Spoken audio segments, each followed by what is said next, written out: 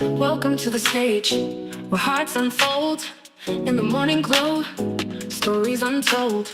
Let's paint with words, a masterpiece of art where dialogues bloom, igniting every heart. Let's tap into the ocean of thoughts where waves of healing gently sold. Let's paint with words, a masterpiece of art where dialogues bloom, igniting every heart. Let's dive into the ocean of thoughts where waves of healing gently sought. Together we'll mend, stitch by stitch in the morning glow. Let's make the switch. A symphony of voices, harmonizing the air, echoing truth, banishing despair. Let's sow seeds of unity, watch them grow in this garden of hope under the morning glow. Let's bridge the gaps, erase the line in the tapestry of hearts that love shine. With every word, a step we take towards a brighter dawn for all our sake. Welcome to the morning glow, where dreams take flight in this realm of possibilities. Let's unite, together we stand, hand in hand, healing the nation across the land.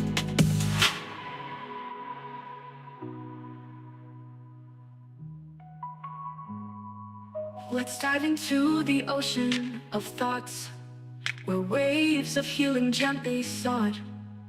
Together we'll mend, stitch by stitch in the morning glow. Let's make the switch. Let's dive into the ocean of thoughts where waves of healing gently sought. Together we'll mend, stitch by stitch in the morning glow. Let's make the switch. Let's symphony of voices, harmonizing the air, echoing truth, banishing despair. Well, good morning, good morning, good morning, good morning, good morning, and good morning, everybody.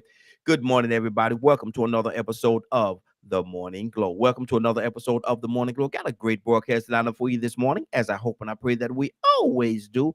I'm not important, just a question asker. My name is Raheen Aljami out of Atlanta, Georgia, but I got my brothers from another mother, but we got the same father. First, on the line is Badger. Good morning, Badger. How you doing this morning? Enjoying another blessed day that we have been given. Yes, sir. Yes, sir. That's good. That is good. Tucson. Good morning, sir. How you doing this morning? Man, I'm see. Say it. Say it, Tucson. Say it, Tucson. Say it, Tucson. Let me hear you. Hyena happy. Come on, help me out. Hyena happy, elephant elated, Elephant elated and and porcupine proud. porcupine. There you go. Come on again. Now tell them why you're not peacock Cut proud, my Tucson. leg off and well, the story is that you can pluck a peacock's feathers. But and you might not have no problem. Yeah. But try to pluck a porcupine. I wish I wish you quill. I wish you quill.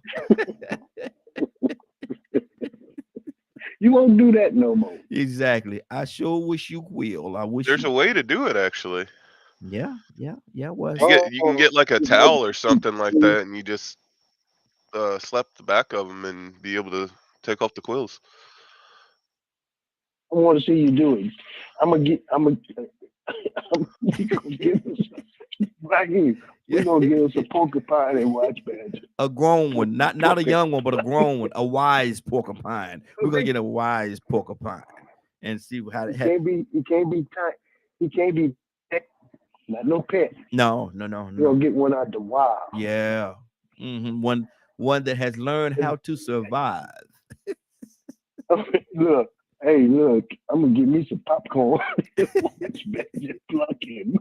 And a big glass of grape Kool-Aid. Grape Kool-Aid. That calls for grape Kool-Aid right there. That's not, you can't get the red when you got to get the grape Kool-Aid because it's gonna be a lot of red showing. It's gonna be, you already gonna have your red color when they get the it's gonna be a lot. And then they would say like, I didn't know Badger could sing soprano.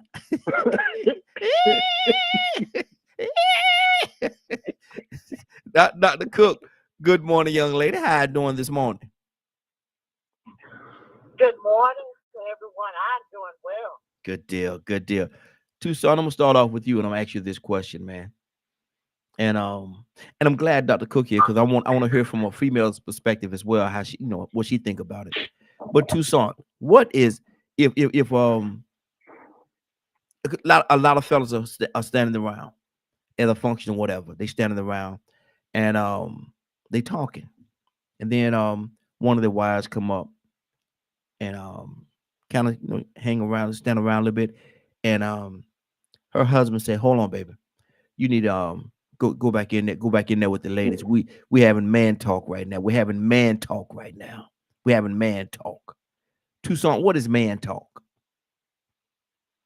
Mhm. Well, Lord, that was What is it can man be talk? anything. Yeah. Or a child come in the room and hey, boy or girl, get out this room. Uh-uh. We having a man talk now. No, you don't. You don't need to be in here. We're having No. man talk. No. I tell you what, though, right here, I know what man talk is, What is it? but I would rather be in the company of men and a woman show up if I would, I prefer a woman to come into man talk. Mm-hmm. So you But, don't. I'm just saying, I'm gonna answer your question. Mm-hmm. But if a bunch of women are talking, don't go in there. No. Oh no. You're don't, gonna don't do it. you're gonna be the Don't do center. it. You're gonna be the But no, center we of the can talk conversation. about sports. You're gonna be the center of the conversation immediately. You're gonna be the You center trying of to it. say? Yes, Lord. Yes. Mm-hmm. Look, okay, hear him now. Look. Just a clicking through on. Look at her man. Look at her man sitting there. Ain't saying a word. Everybody laughing but him. And if he laughing, he don't know they laughing at him. Exactly. But anyway, men talk about sports. They talk about women. Their childhood hero men. Oh yeah, talking about women. Honey, I didn't say that. Raheem said that.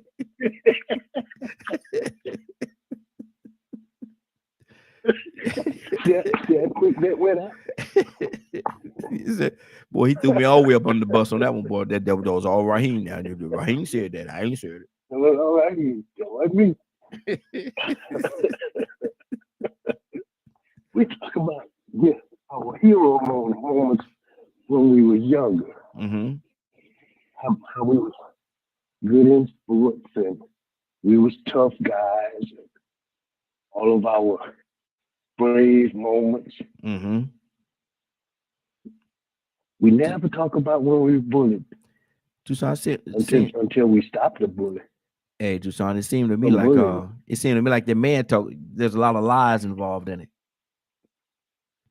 I didn't say that, but they stressed the truth.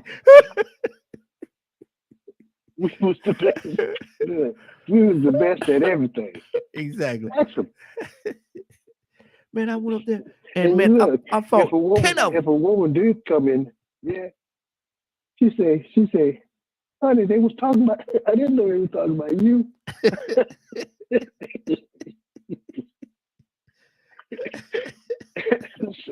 She wouldn't recognize you. Yeah.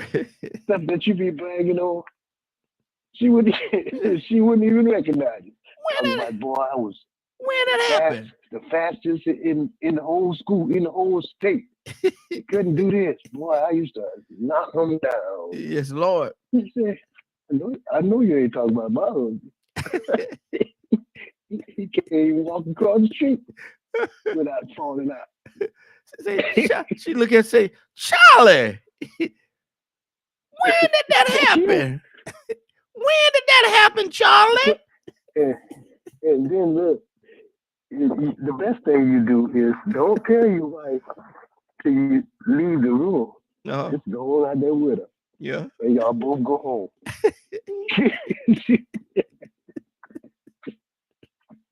Look, Oh, Lord. let me go Well, to you Tucson. just You having fun with make this one, man. questions. You just a silly. Let me go to Badger. Badger, what is man talk? Badger, Badger, what is man talk? If you know your lady come in the room and there's a lot of fellas, and you say, listen, baby, I don't think you need to be in here right now. You know, I'm not trying to disrespect you or anything, but we having man talk in here right now. Now, I don't think you should hear this. Or one of the children come in the room and it's a lot of men talking, and y'all talking about man stuff. You tell the kid, go out this room. Go out this room. We having man talk. We having grown folk conversation here now. You don't need to be in here. I wouldn't talk to my wife like that. Okay, okay. All right, all right, all right. No. But what is man talk? I was thinking about it when you asked Tucson. Mm-hmm. Um, I ain't quite sure. Mm. I don't get along with a lot of males, Mm-hmm. so I don't have a lot of conversations with them. Mm-hmm. Mm-hmm. Um, so the the closest I've ever came to something anywhere close to that Mm-hmm. maybe Mm-hmm. is teaching like the teenagers, like 16, 17-year-old boys or whatnot, about how to treat women uh, and how to do their best to be a good man. Mm-hmm. Outside of that, I don't know. Mm. Wow. Don't make no. And normally, like in gatherings and stuff, I normally end up sitting with the grandmothers and things like that. What you say? I don't really get along with a lot of males, man. Mm-hmm. I don't. You over there Too much sitting ego and pride and junk. I don't care for. you over there sitting with the grandma. Are you crocheting too? Probably. Oh Crochet. I Lord. was just gonna say he crocheted. Man, the stuff I can learn from them, shoot. I ain't got to worry about learning about a bunch of crazy stuff. I can actually go learn something that's valuable. Mm. Yeah, the lessons you That's learn while crocheting, like brother. putting your teeth in a cup. Lord. Hey, I'll be doing that soon too. Tucson. I'm You said- I'm not. I'm muting. I'm a I'm mute out. strange. I'm sorry. I'm a mute out. no, don't mute. You don't keep no, don't mute. No, don't mute. And I said I was going to be nice. Yeah, I I know might it. change soon. Exactly. Badger say he gonna take his gloves off now. Badger say he gonna all right, now he gonna take his gloves off. Yeah, all right. You Better ain't gonna think about poke. what the badger represents now. Oh, Leave that alone. let- Talk to Dr. Cook. that doggone Tucson. Dr. Cook. Dr. Cook, you there? Yes. Good morning again, young lady. And I need to ask you the question. You heard what was said thus far, and I want to hear from a young lady's perspective. That's why I'm glad that you're here. Dr. Cook, what is man talk? What do you deem to be man talk? If you walk in a room with and a lot of men in there and say, Dr. Cook, you might not want to be in here. You might not want to be in here. We having man talk in here now. You might want to go on back in there. Or if a child come in the room and they say, get out of this room. These grown folk talking, having man talk. What you doing coming in here? Having man talk. Got no business being in here. Dr. Cook, what is man talk? I suspect man talk is about women, Mm-hmm. some other, fishing, things that men like to talk about that they don't want women to hear, that they believe women may take personally um, Or might just things that they just don't want might be about them, to hear, or might be so about that women. significant others to hear. Mm-hmm. I'm sorry, Dr. Really and truly, just men talking. And my thing is, why would women want to be around men while they're talking? I do believe that the talk may be secret talk that they don't want women to hear. Mm-hmm. That's showing the other side of them when they're not with their wives or significant others. Mm-hmm. And I also think it's a time for men to, it's an outlet session for men. So, you know, you may say some things that you don't want the other person to hear. This is your time to reflect with the other men. So I don't see anything wrong with it, but there shouldn't be any secret between, you know, men and women or between husband and wife. Mm-hmm. But men do have their time to have their talks. And so when you do that, and you don't, most of the time you don't want women around because women may say something that you don't want them or need them to say when it's the conversation you're having with the boys or with the men. So, Dr. Cook, you think that and I want to tell you something. A lot of times the fellas get together, you know, and I'm just, you know, just talking here, you know, this don't happen. It certainly don't happen with all men, but sometimes they might be talking about old Billie Jean. Old Billie Jean, boy, old Billie Jean, fine, ain't she? Look at Billie Jean over there.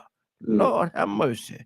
Look at Billie Jean. Big butt, baby hair and a smile.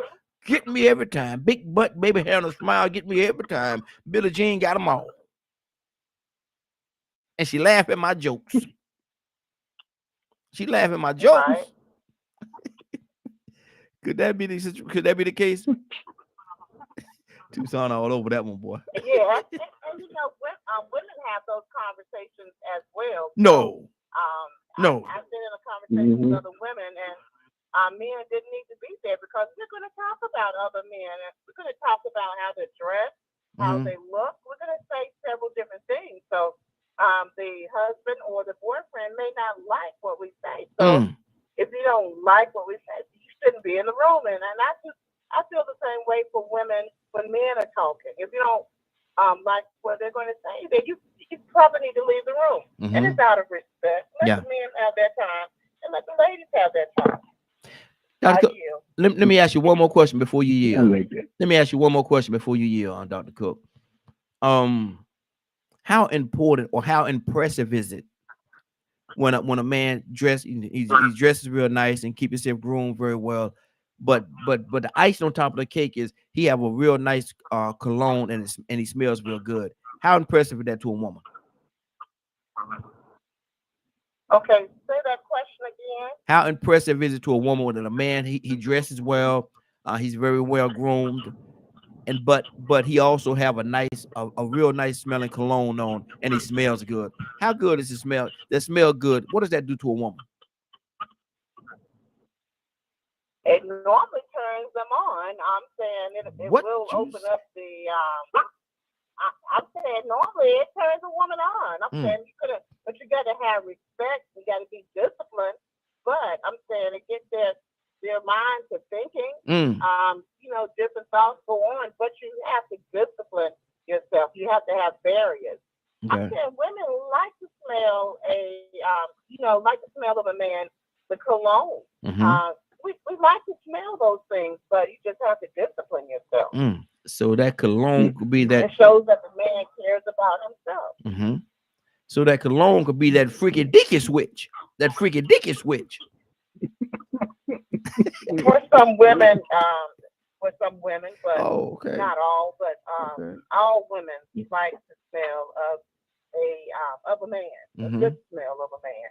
Okay, all right. I'm ready to go to Captain Leonard, but I got to go to Tucson. He acting up over there. Tucson, what's on your heart, brother?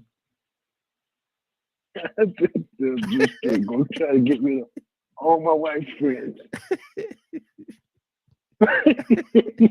Get rid of all of them. Just be mean to them so they don't come visit no more. Talking about smelling other men. I'm sorry. Tell me he smell good. And that cologne stink. You know. Hey, look. And look. Get the hating on look, she look be like, he don't dress with a dime. If it ain't Sunday. I'm sorry, I'm being silly.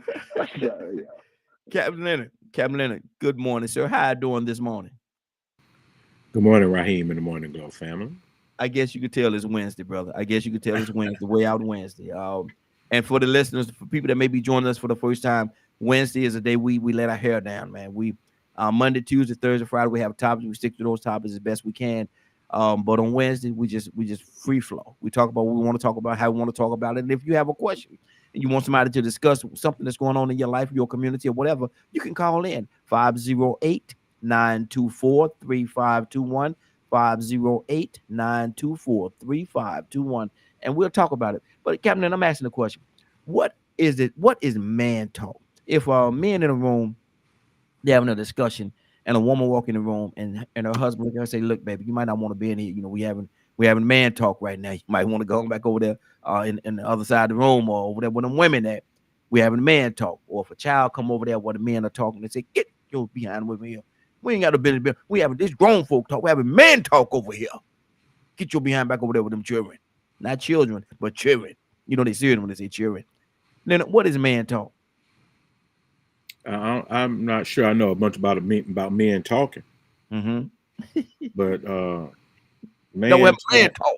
The man talk over here. Well, sometimes you don't. Women have a tendency to try to run the conversation. They talk too much and dictate what people talk about. They talk too much. I don't know about talking too much, but they do say some of the wrong things. And one personally, if you got a whole bunch of feelings and think people ought to say what you want to say, you need to leave my conversation.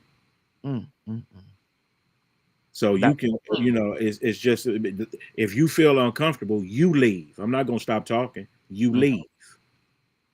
So women are too sensitive, and they overbearing. Yeah, all of that. All of that.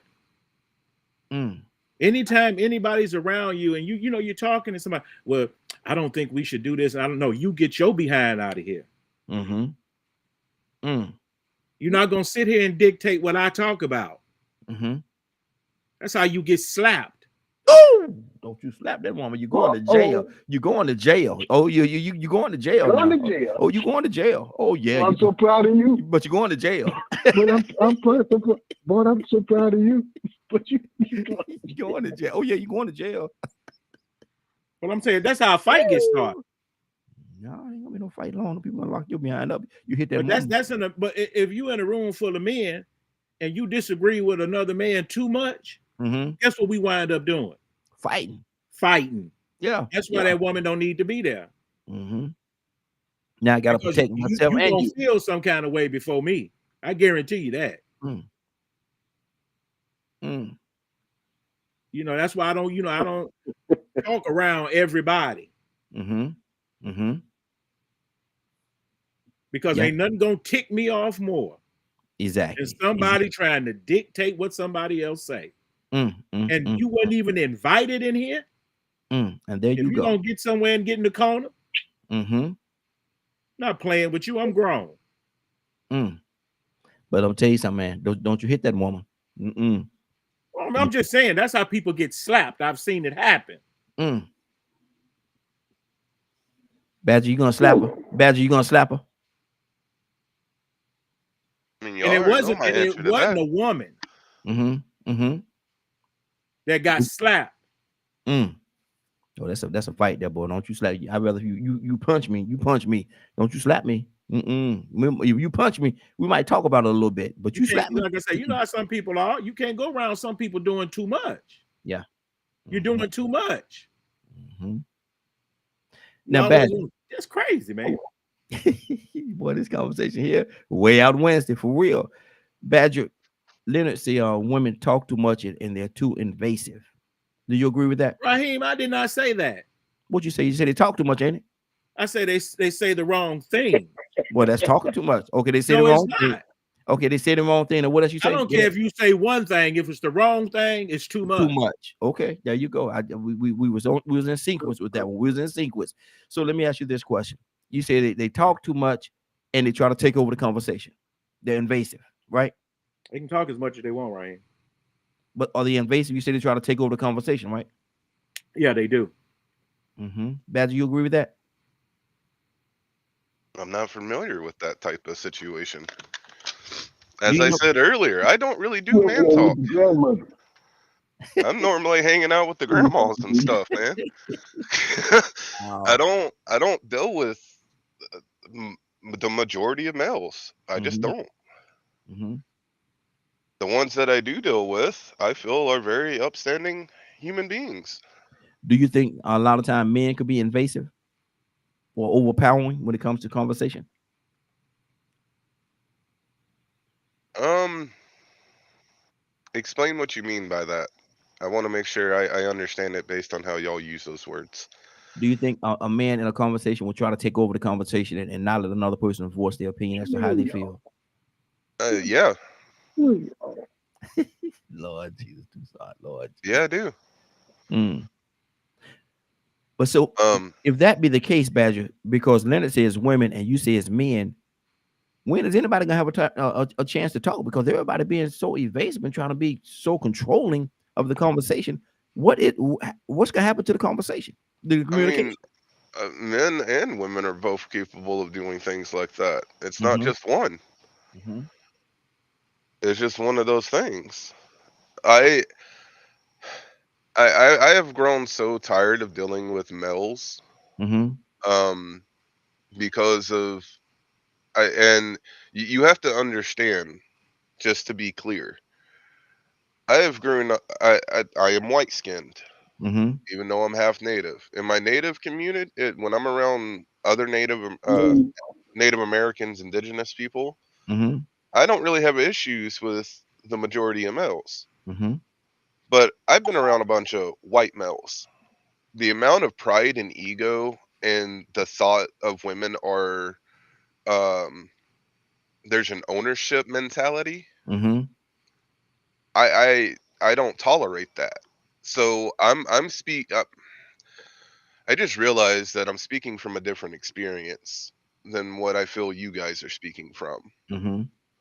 So Well, is Leonard the one that said that women say the wrong things and stuff like that and try to take over the conversation? That was Leonard now, You messy. huh? You messy. You He messy. been messy. He What, been what, messy. what, Come on. I'm the The question dude asker, been man. messy. If I don't ask the question, the conversation gonna cease. I gotta keep the conversation going. crummy. So He said, "Crumb it." from from my experiences dealing with predominantly white skinned males Mm-hmm. that have this ownership mentality, Mm-hmm. I don't deal with a lot of males because I'd rather just swing. Swing, swing. So You say swing. He's like, I he's like, him and Leonard over there fighting. see you guys don't know how violent I actually am, even though I always have a mask of being nice. Mm-hmm. It takes a lot of effort for me to be nice all the You know time. what I'm talking about. Okay. Okay. There's Okay. just certain things I don't tolerate, and I don't put myself in situations where I'm going to end up getting thrown in prison. Mm-hmm. So, so when I'm speaking on a topic like this, I'm starting to have to remind myself consistently that I've grew up in an entirely different culture where it doesn't sound nothing like what some of you guys talk about. Mm-hmm. Mm-hmm. Because Mm-hmm. being around that kind of mindset for so long, I don't know if any of you guys would even want to be around that kind Mm. of talk. But see, my question is this: do you find more peace? Do you find more peace hanging around women, grandmothers, if you will, than you do with men? Yeah. Okay. Okay. Okay. Rico, good morning, sir. Yo, Good morning. How you doing this morning? I can't complain, man. You know I'm happy to see another beautiful day of life. How you doing? Hey, Cold doing out here. yes, sir. Yeah, I saw your post. Yeah, I saw your post this morning. But Rico, what is man talk? If men sit around 4, 5, 6, 7 men standing around talking, and a woman come over, one of their wives come over, and the husband say, "Look, hey, look here, baby, hey, look here now. You might not want to be in here. We having man talk right now. You might want to go on back on over there, where them women at, or in other room because we having man talk here. Or if a child come in the room and they say, "Get your behind out of here. What you doing in here? We having man talk." Got no business with your little nose all over in this conversation. Get on out of here. Rico, what is man talk? I think that depends on the type of men you're around. Mm-hmm. I don't have all the same type of conversations with the same men. I got certain all my life I've had different circles that I could dip and dodge out of. Mm-hmm. Different type of people that I hanged around. I think I was telling you the other day about the guy that's gonna get executed. Yeah. You know, that used to be somebody that I'd be in a circle with every now and then. When we were around there doing man talk, it would be about stuff that wasn't worth 2 cents. Mm-hmm. Illegal things, you know what I'm saying? What they call gangster mess, street mess. Mm-hmm. But then at the same time, when I was around people who were doing music, you know, we might be talking about some of our experiences with women in the music, in that industry, or in that genre, that, you know, moving around doing music, as far as meeting other women or whatever. Because that, man, there's some things go on when you get into that music, especially when you're doing gospel music. Mm-hmm. Some of them jokers, boy, they got women everywhere. Yeah. So I mean, you know, we get around and sometimes we talk about, you know, men. Oh man, how can I say this without sounding chauvinistic? Sometimes men like to brag on themselves. Mm-hmm. You know, and we might compare notes. You have some men that might have experiences with the same woman. They might compare notes about that woman. They don't want other women to hear what they're talking about. So I mean, it depends on the circle that you're in. If you're talking about business, sometimes I might be in a situation where I'm talking to people that's got political PACs. Mm-hmm. You know, they're into a entirely different lifestyle. Yeah. They're all about business. They're talking about doing businesses in Thailand. Going to Thailand, doing business, getting contracts with the government and stuff. So I mean, you know, it depends on the circle of men that I'm in. Mm-hmm. Mm-hmm.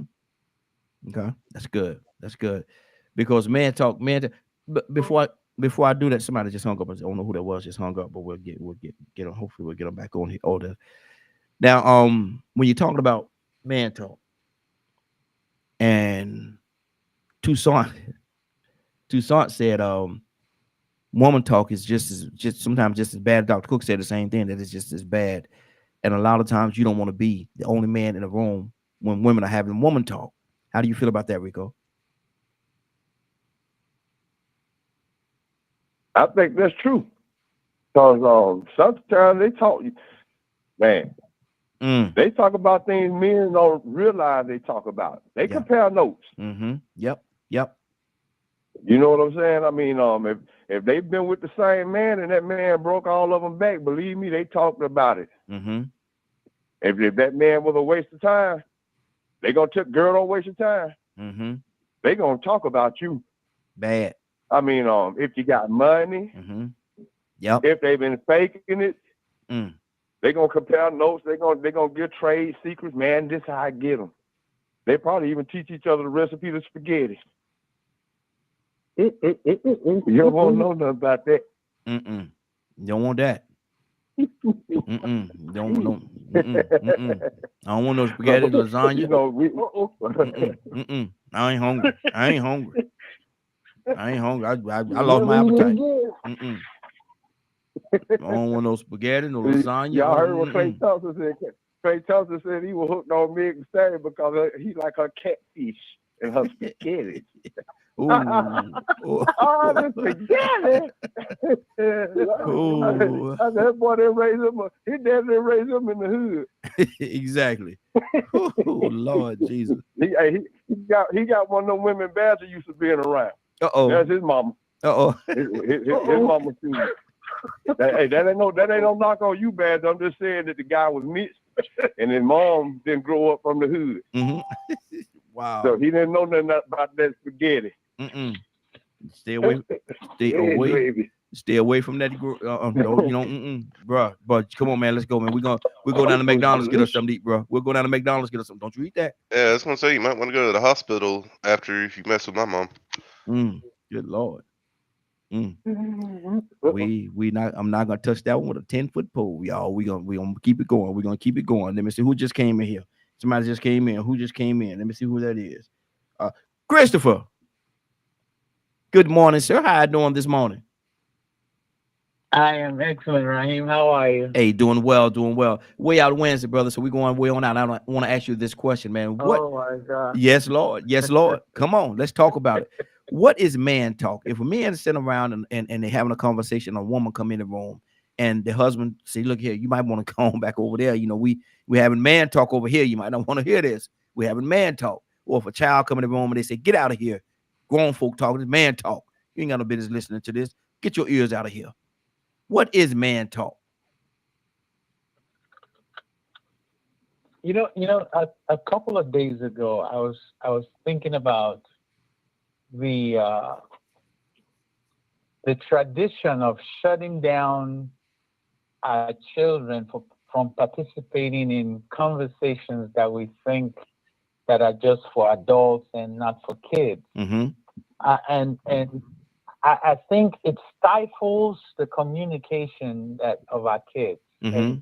Because we've not taken responsibility of what we talk about. Mm-hmm. So in moments where we talk about things that are, you know, Mm-hmm. Not edifying, not building up, things that are destructive, and we feel like kids are not supposed to participate in this conversation. But the reality is that words are laced with life and death. Mm-hmm. You know, and if we build a communication on life, then we don't even have the desire to bar our kids from participating in those conversations. So let me give you an example.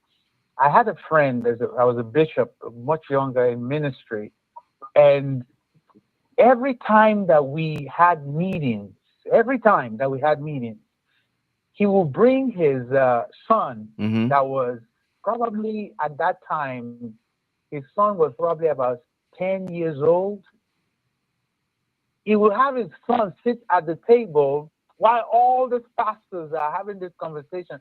And I noticed it, Mm-hmm. you know? And as I look at that boy's progression today, and he's pastoring his father's church, and I'm like, wow, all those times that boy sat down at that table, he was learning. Mm-hmm. He was learning. He was teaching him things about life, teaching him things about his future. You know, and so that thing really bothers me. You know, and it's like, oh, you got to get away from grown folk stuff. We got to teach our kids what we're talking about. Mm-hmm. But sometimes because what we're talking about don't make no sense and it has no life, and they feel like, oh, kids don't need to listen to this. You know. So that's my own 2 cents about it, you know. But I think that if our conversations are full of life, Mm-hmm. then we want to introduce our kids to them when they are very young, you know. We want to tell them this is how it works, this is how business works, this is how Mm-hmm. life works, you know. The Jews do it very early. They're like 6 years old. They're teaching their kids the Torah, you know. Mm-hmm. By the time they are 13, those kids are reciting the book of life. They are being introduced to manhood at 13. Yeah, you're a man now, you know? Mm-hmm. But We're see, waiting till they become 21 for them to be a man. But we got to start teaching them. Well, let me shut up. no. You're good. But my concern is this right here. It depends on who the men are. Because, you know, some conversation now at the church, and when, you know, he coming to the church and sitting at the table among men of God and they discussing the Bible, that's beautiful, because you're giving them foundation. You're giving them a foundational place to build himself on. But some Right. conversations are not based on the Bible and in church. And some conversation, if you're talking about, I know. if y'all men sitting around talking about Betty Jean and what Betty Jean do and how she doing, and maybe that's not, you know, that's not the kind of conversation that you would want that young child But listening to. is so it that depends a on the men. conversation that I should be having? Huh? No.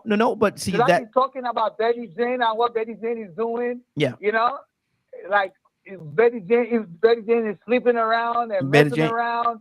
Betty Jane ain't doing no Is sleeping. that a She laying around. conversation that She ain't doing no sleeping. She doing a lot of laying around, but she ain't doing too much sleeping. But I'm gonna tell, but I'm gonna tell you, see, Well, my conversation about that, what does it do? Does it bring life to the situation? no, it does Oh, not. I'm just gossiping. Well, and telling see, my kids well, that Christopher, what you gotta let me understand, hear when I'm gossiping about but the pastor, but or Christopher, when but I'm gossiping Christopher, about Christopher, Sister Jane in the church. Christopher, I'm making a point, brother, and the point that I'm making is some conversations are not set up. Some conversations are not productive conversations for children to hear. And if men are talking about Betty Jean and all the things that Betty Jean do, or what they want to do to Betty Jean, and how Marvin did it, all that stuff, I wouldn't want that child to be now. Like I say, if they're in an environment of the church, sitting around the table, they're talking about biblical principles and biblical things. Yes, that's good. That's something good to feed that child. But not everybody is setting up their conversations around the Bible in the church. Some people are just talking about Betty Jean and how they want to get with Betty Jean and what Betty Jean can do. And those are the kind of conversations you got. All kind of men that talk about all kind of different things. I know you got. No, so what I'm saying is this, right? Mhm. So we have this world, this communication world, where things that are not edifying, things that are not building, like there's certain music that people listen to, right? Mm-hmm. And they like the beats, but for me, the words are destructive. Yeah. You know, I'm so particular about words that I'm like, how in the world are you listening to this vile communication constantly? Let me give you an example. There was a little boy. He was like 2 years old. I never forget this picture. Probably like 30 years ago. I walked into this room and this boy was listening. 2 years old. He was listening to this rap song, full of vile words. And he was saying it word for word. Number 10, 2 years old, he was saying everything that's in those words. And I said, my God, these words will take this boy where he doesn't want to go. Yep. And that's you my know point. What I'm saying? These words will take this child where he doesn't want to go. He doesn't have the body to do what the word is saying right now. But once he gets the body and he's grown enough, all these words are already inside of him. Exactly. Yeah. And that's my point right there. All conversations are not set up for children's ears or children's spirits. And so that's what I want to, and that's what I meant. You got to be careful about what conversations with, some conversations are good, but some are not. Tucson, talk to me.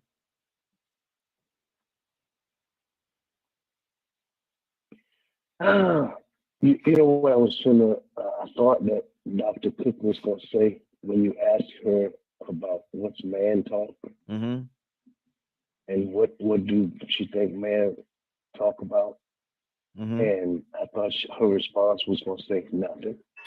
Wow. They ain't talking about nothing. Wow. They ain't talking about nothing. Because let me just say this. We have all, like Rico said, we got all different type of men. And sometimes, in order to find out where a person is, you got to sit down and listen to them. Sure enough, there's some destructive conversation. Yes. But everybody ain't in the same box. Yep. And it's necessary to how in the world can you be helpful to a person if you don't even take the time to sit with them because they're not like you? I mean,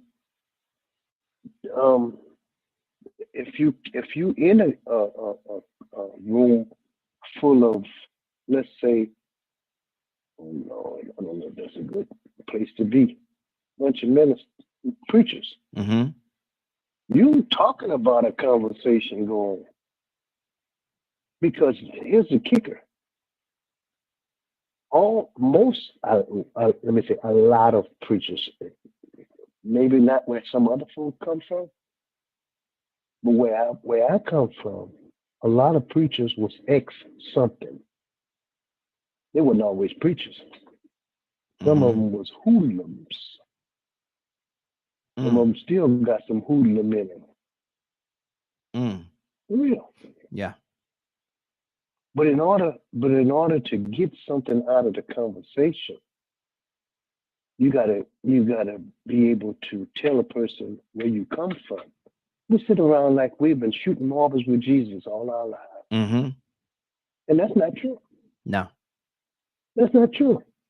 It's not. I mean, it's good to have wholesome, solid, spiritual, helpful, edifying conversation. But can't you just relax sometimes? Can't we? I mean, I'm just saying. It gets me to the point where we always. Maybe I'm wrong. Maybe I'm just wrong. Can't we just relax? Can't we just sit down and have a talk about I don't like sports because it makes your blood pressure go up. But can we just talk about football? Can we just talk about where we come from so that we can see how we got where we are? Can we just do that? So relax, chill out, dude. Life ain't that serious. Yeah. You ain't all of that. And I'm not talking about anything, but I'm saying when you get into a conversation with men, I'm talking about men that are men and have been through something. It's healthy. Like, well, not too darn long. It's healthy, like Chris said, to have some of these. I wish we would have had some of these young men, young boys in our conversation, because our young boys don't know how to deal with nothing. They don't know how to go through nothing. They don't know how to treat themselves, a woman, or nothing else. They don't know how to handle hardships because we put them out the room, and then we want to invite them in the room when they're 21. And I'm not. This is not a bad statement that I'm making. It's just not knowing. Yeah. And they're ignorant about a lot of things. They blow off the handle. But they don't have no men in their lives. Come here, boy. Sit down right there. Don't you say a word. Yeah. Yeah. If you 10, 11, listen. My daddy used to tell me, boy, look, just listen. Don't say nothing. Your ears are more important than your mouth right now. Yeah. You're gonna get a chance to talk. Take your time. But if you listen, when you get a chance to talk, you have something to say. But if you just running your mouth all the time, trying to tell everybody what you know, you're gonna run out of words. Yeah. Because you don't know much. But I'm saying, when you get men in the room, I was gonna become comical. Because after Badger start plucking that porcupine, I see what he gonna be doing with the needles. Crocheting with the old women. Lord Jesus. See what I'm talking about? You see, I can be comical. Ain't nothing wrong with that. If you don't like joking, don't come around me. Yeah. If you don't, and it's not that I'm not a serious person. It's just the fact that I'm not in a box. That I got walking around like I'm this. You know, I'm endowed with the Spirit of God just like everybody else. But I ain't stupid. Yeah. I'm not trying to pretend like I'm holier than anybody else. You get on my nerve, you see what happened. And when you get in men's conversation, don't get in women's conversation. Please don't do that, because you be bragging on yourself, and she'll go into a room with a bunch of women, and she'll make you feel small. Boy, I tore that up, man. Tore what up? So what up? Boy, and she be like, girl, please. She Mhm. said, but girl, please. Wow. You know, because we'll talk some noise, man. Mhm. I'm talking about if you ask a man, he's the best thing since sliced cheese. Actually, he'll tell you. Mhm. But Exactly. then go back and ask his wife Mm. or his girlfriend Whole different or his conversation. companion or his ex rather. Mhm. Mhm. She said, girl, I was chewing gum. Mhm. Wow. 508-924-3521. 508-924-3521. Give us a call. We'd love to have your comment. Talking, we're going to change up the topic in a minute or two, but we're talking right now about what is man talk. Captain Leonard, talk to me. Rico, coming to you next. I'm gonna tell you, I don't know what man talk is. I know you about when men talk. There are some things that women don't like. Mm-hmm. I like what Donald said. I was raised like that. You know, my dad would take me with his friends, but it wasn't for me to talk. Mm-hmm. I could listen to anything, but see, I got manners and I'm disciplined. Mm-hmm. Now, if they ask me something, I'll respond. But otherwise, I'm just there to observe. Mm-hmm. But then again, I've been, like I said, I was a PK, so I don't sat in Minister Wives meetings Mm-hmm. as a little boy. I don't went to church functions where there's mostly there women like Mission. I don't know if folks remember Mission. Y'all still have Mission? That used to be the women when most of the like a women's Bible study, I guess, Oh, for okay. us, because it was mostly women. Mm-hmm. But it just what is appropriate and what is inappropriate, more so than man talk versus woman talk. It's Mm-hmm. what's appropriate for those people in the conversation. Now, me and my buddies, we talk about everything. It don't even matter. Mm-hmm. But you know what? We really don't talk, and I've never been this way. I'm very discreet.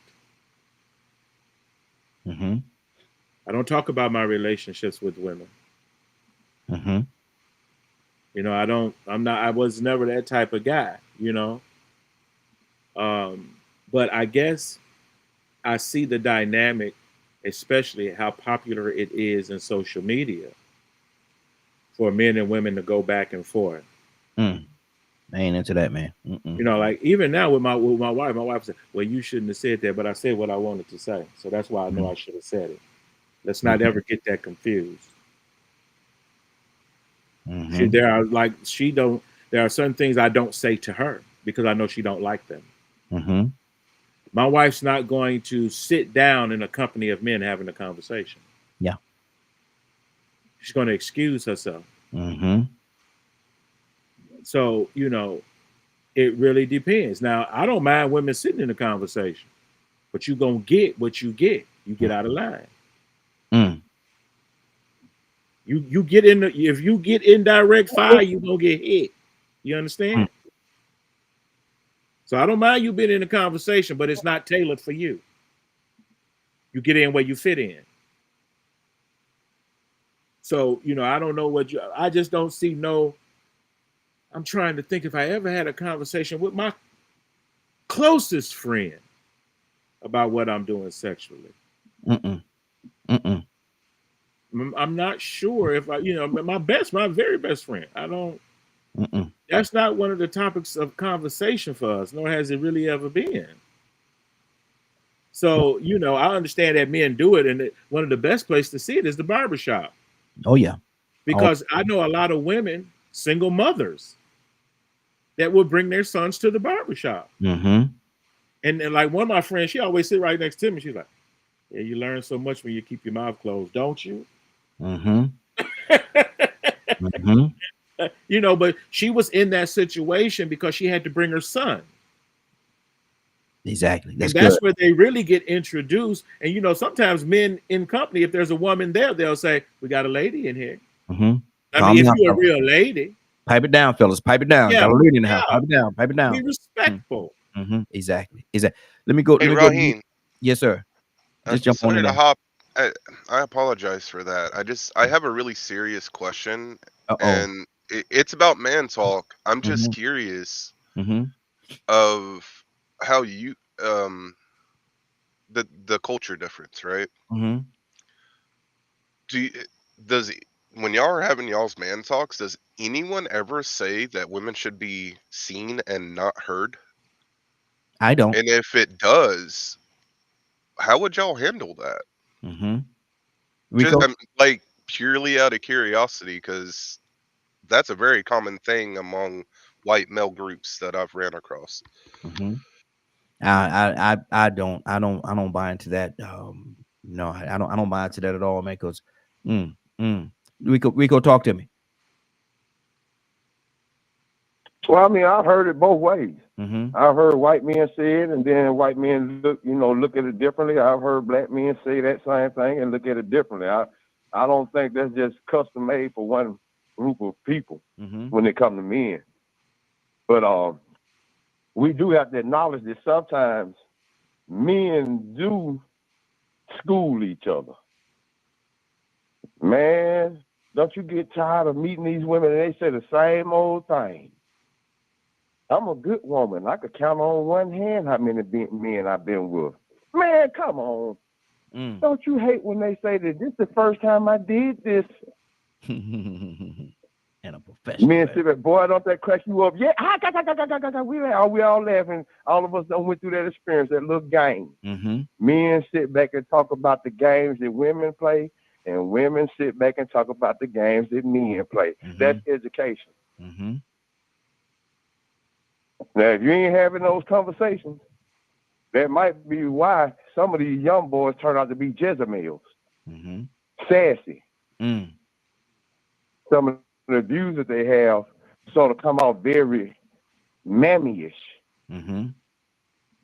Because they didn't have that exposure to men to understand, how men are supposed to receive these things when they experience them. Mm-hmm. Don't get in your emotion, man. We all experience that. They all say the same thing. And it's obvious, ain't nobody gonna tell you, hey man, I got 100 men under my belt. Who gonna tell you that? Boy, you better be careful. I remember, man, if you don't have a father, sometimes you might have to be around men to learn things that a young male should learn, especially once they reach puberty. Mm-hmm. I think it all boils down to positive and negative conversations and then maturity. Mm-hmm. That's gonna really sort of dictate what man talk is. If that conversation is about organizing, or like what Chris was talking about, men sitting back and they learning and discussing the Bible, that's very positive. You want to feed as much of that into a child as possible. So even though that might be man's talk, you're teaching a young man what men do. Mm-hmm. But now, at the same time, if that 4 or 5-year-old is growing up around some people that might lead some Crips or some Bloods, and they talking gang stuff, and they talking about making drug purchases and who got the best prices, you might not want that child around that. That's man talk. Mm-hmm. Because that child might go back and tell other people. Oh, you talking to your buddy about covering for you because you fixing to go creep off and do something against on this behind this child mother's back. Get out of here, boy. We have a man talk. This is business that you don't need to know about, even though it's wrong. Maybe you're trying to plan a surprise birthday party for your wife. You got your brother and your cousins over there. Hey, man, we're going to put this party together we need to make it a surprise party. Keep it a secret. Sometimes secrets are necessary. So that would be times that you would be considered to be having man talk or woman talk. Mm-hmm. When you need to keep things away from children that they shouldn't know. And that's what I was saying right there. A lot of times, some of the conversation you got to be mindful. There's a lot of different conversations that go on, and as it's being stated, man, the conversation in the church for the child to be there, that's good. But some of the conversations, like you said, about the drugs and all the other stuff, maybe that's not conversation you're talking about Betty Jean, and maybe that's not conversation that child need to be subjected to. Maybe that's not a conversation they need to be in the room with. And so, yeah, it's a lot of different levels and layers on this thing, man. It's even worse with women that raise boys. Man, if they're not careful, man, they can really tear boys' ears and his head up. With some of the stuff they talk about. Exactly. That should be woman's talk. Annie from Mississippi. Good morning, young lady. How you doing this morning? Good morning, everybody. I'm fine. On my way to work. Okay, good deal. Good to go teach them children. Yeah, Raheem, so far since I've been there, I've been doing more than teaching. They don't put me somewhere everywhere. I know. I tell you. I know. It's needed, though. It's definitely needed. But Annie, we asking the question this morning: what is man talk? If a few guys in a room, they talking, and then you as a lady come in, then your husband say, "Listen, baby, listen. We have some real serious man talk in here. I don't know if you want to be in here listening to that. You might want to go on back over there." Or if a child come in the room and they say, "Look, what you doing in here, man? This is just grown folk talk. This man talk. Get your big ears out of here. Your big ears up out of here." And what do you think man talk is? Grown up talk, a grown up conversation. Man talk can be anything from football to what happened last night at the club. Man talk can be any of that. Now, you remember when we were children, Raheem, we were not allowed to sit around our parents when our conversation was when they were talking to other adults. I know my mama and my daddy too, and we had to go around the house and try to hear or, peep in the window because we was not allowed to even hear adult conversations. So sometimes some things your ears are not ready for. So, and I think that they're only protecting your ears from what they're saying, because some things, the truth of the matter is, some of us, our ears don't need to hear everything. Something, even as adults, something I just don't want to hear because it gets in my spirit and it makes me feel some kind of way. So everything's not for our ears, right here. So anytime a person say, get out of the room, we're talking about da-da-da, I can respect that.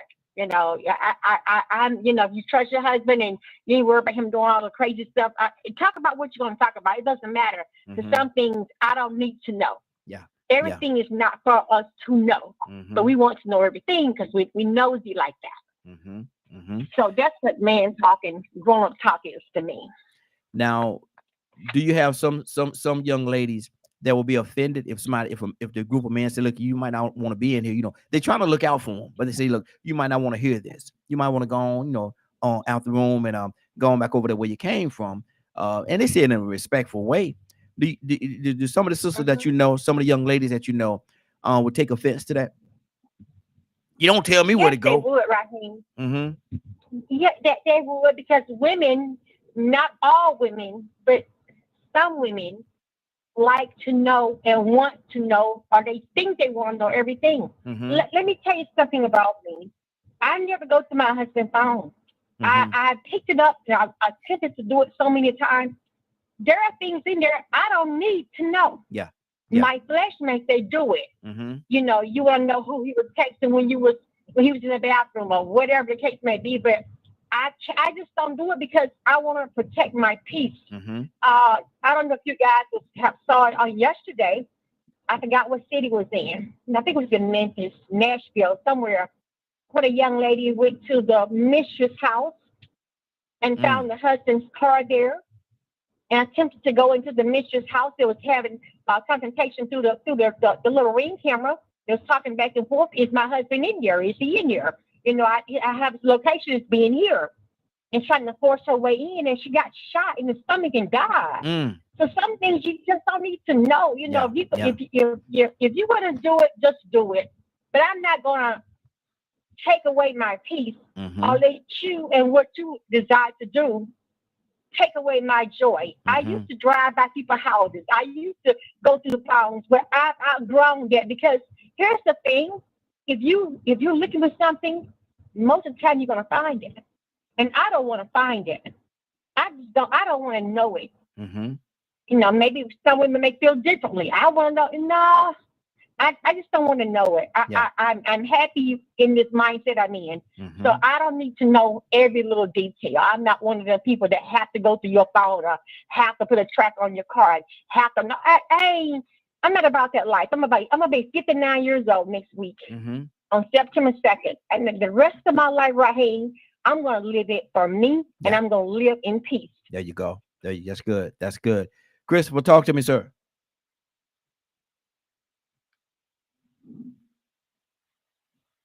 You come back to me, Lane? I can. Absolutely. Rico, talk to me. Yeah, I was thinking about imagine planning a revolution. But you know, you have a child that really doesn't understand the importance of this revolution. So I'm just taking you back in time. Mm-hmm. Those would be times that you probably would say, hey, you know, we got to keep the children out of this. You know, we fixing to meet in the woods and put this plan together to overthrow this plantation. Nat Turner, when he got his guys together, I'm pretty sure that they had to leave the children out of this. Ooh, man, this is fixing to get brutal. Mm-hmm. We have to organize, and we got to put something together that the men and the children might not need to be aware of. Only thing they need to know is when we tell them to get up and move, because when it goes down, these folks gonna retaliate, and we got to have y'all in a safe place. I'll explain it to you later. Mm-hmm. Why y'all keep meeting, baby? I demand to know what y'all talking about, baby, when you get out the way. Stay over there where the rest of the women are, and let us men handle this. Yeah. Because we about to do something big around here.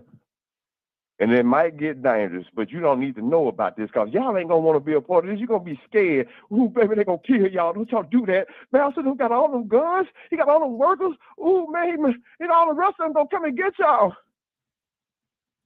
I ain't got time to be listening to that woman. Our minds are made up. We got to do what men do. You go on to the next person. Wow. Good deal. Good deal. Leonard, talk to me, brother. I'm still at what is and is not appropriate. Based on who you're with. That usually was determining the conversation for me. I have some women that I talk to just like I talk to men. Because we're close. I mean, I don't have to be on guard or anything like that. Same verbiage and all? Okay. That's how you get to be my good friend.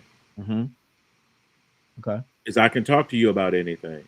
And I don't make a difference between men or women. So, you know, I don't usually have a lot of experience with a lot of things because I've been married the majority of my adult life. So there are certain things that I don't talk about. You know, now I'm very vulgar. So that throws some people off. It could. Absolutely. Like I said, it's not a conversation for you to be in. You know, so, and people that get offended by everything. It's like when I have conversations with white folks. I let them know up front. It's better you to ask a question than to sit there coming to making an assumption about something. By the way, you know, if Badger's still on, you tell Paul I said hello. So it's about a freedom and how much I trust you as it relates to the conversations that we have. I am one of those types of people, and I don't know if it's still popular or not. I'm one of them don't ask, don't tell type people when it comes to certain things. I don't believe in telling everybody your business. I don't, you know, it's very important that you know the people that you're around. Because soon as something happens, you know, how did they find out? Because there's a person in your conversation running out telling people what you say. So, you know how people get a rumor started and all this type of thing. I've told people stuff that I only told them because I know they was the rat. And it's gonna get back out. and wait for it to come back out. Then I know exactly where it come from. Exactly. Exactly. So, it's just, being appropriate. Mm-hmm. And like me and Badger used to have a conversation. If you're gonna say it, you better be able to defend it. Mm-hmm. Because I'm gonna come after you. So, it's about dealing with folks on that equal level. I really believe in that. Now, there are certain conversations that children need to be involved in. Because now, when Christopher said the situation about bringing them to church, and you say you was in that environment as well. Now, I think that's very healthy. I think that's a healthy conversation. But the ones that Rico brought to the table, I don't think it's healthy for a child to be because this conversation is full of sin. Yeah. You're not talking about something you want everybody to hear, probably, mm-hmm. or that you wouldn't say around everybody. Mm-hmm. So no, you don't want to sit around there and all you talking about, man, I hit it like this. And I hit why your child need to hear about that? Mm-hmm. Exactly. And for married men, mm-hmm. Why would you be discussing your sexual relationship with your wife with somebody else? They ain't got no business. They ain't got no business being in that room. No, none whatsoever. Well, that's what I'm saying. None whatsoever. Mm-hmm. So, I've never been into that because I thought it was, I just ain't been comfortable with that type of thing because I see too much confusion around it. You're opening up the door, brother. You're opening up the door. It's too much confusion there. Yeah. You got some women, I heard and I heard. Okay. Mm-hmm. I'm not, well, did you hear? No, I ain't heard nothing.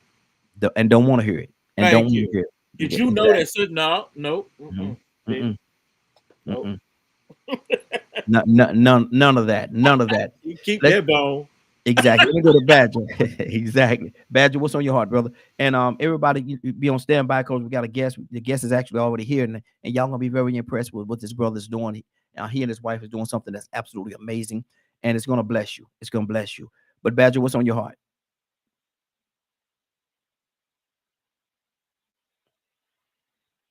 Badger, this is the time you're supposed to be talking, brother.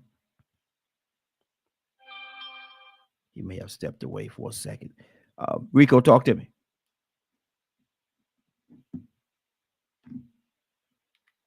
Yeah, I'm in the same place, man. I mean, I think it's pretty obvious that, there's a time and place for everything. Mm-hmm.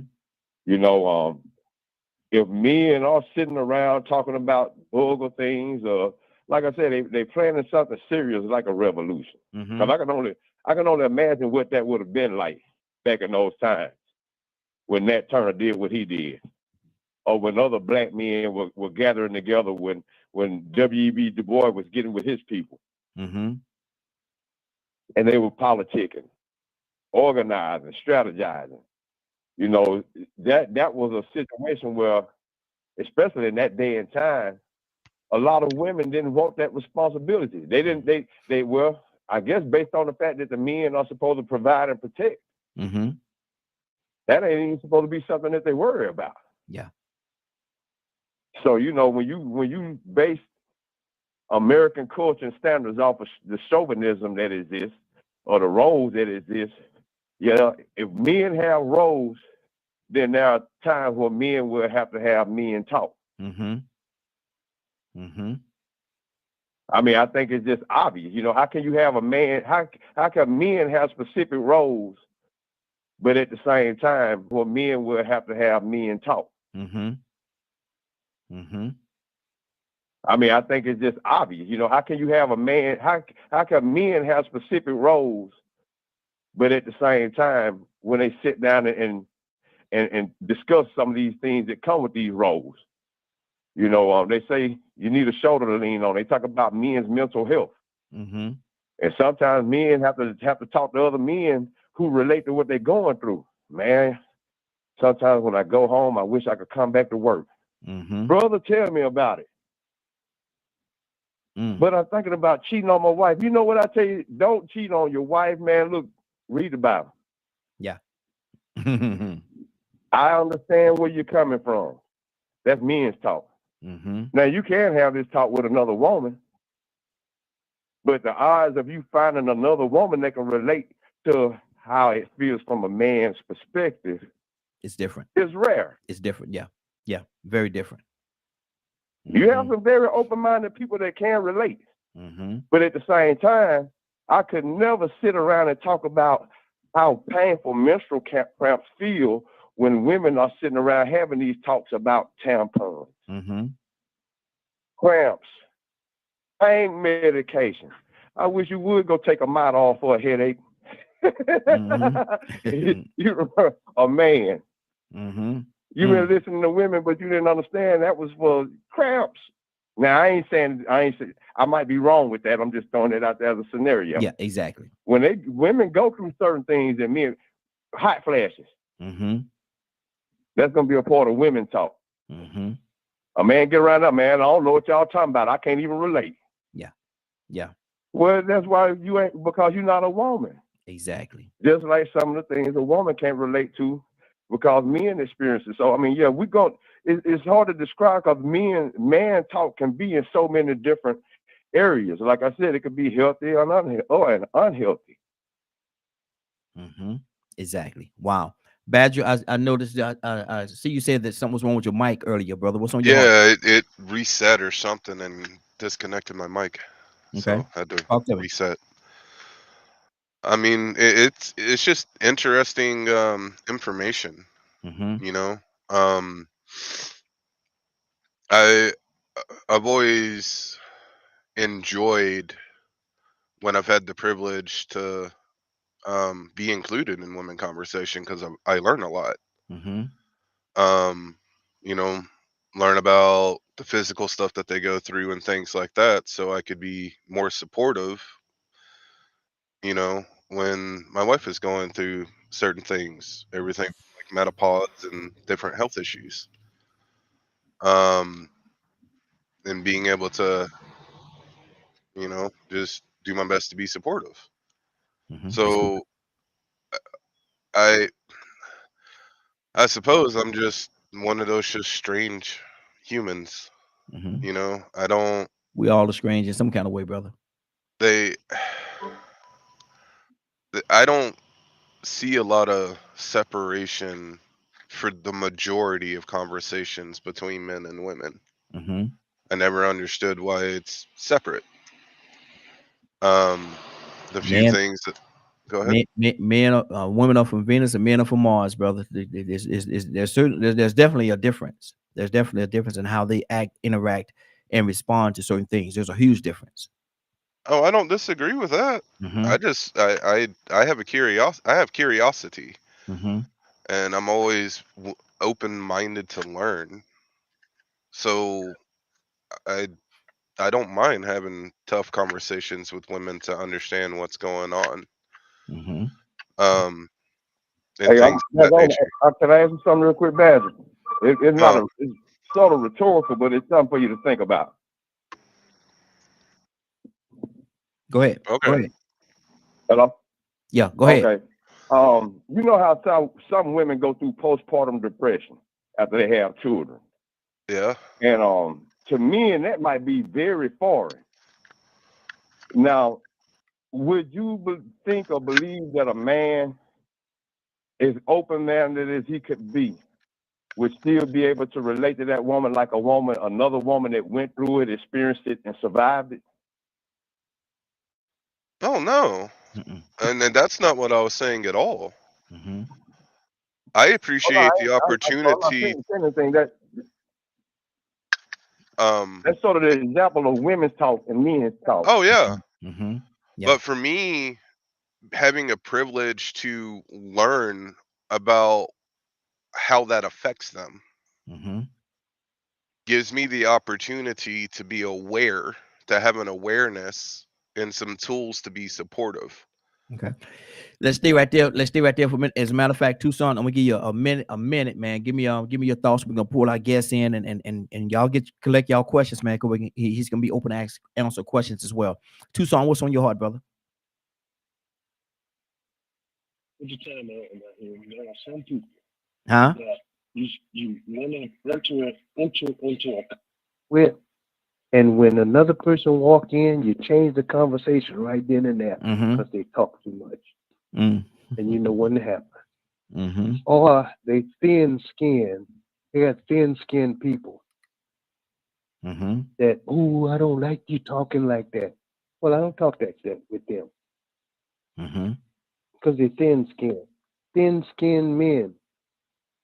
Wow. Wow. There's There's always a aim when I go into a conversation with just about anybody, any Mm-hmm. conversation, Mm-hmm. because in order to get a person from where they are, hopefully, you got to have a conversation with them. But some people are not like that. We shouldn't be talking like that. Well, here he come. Mm-hmm.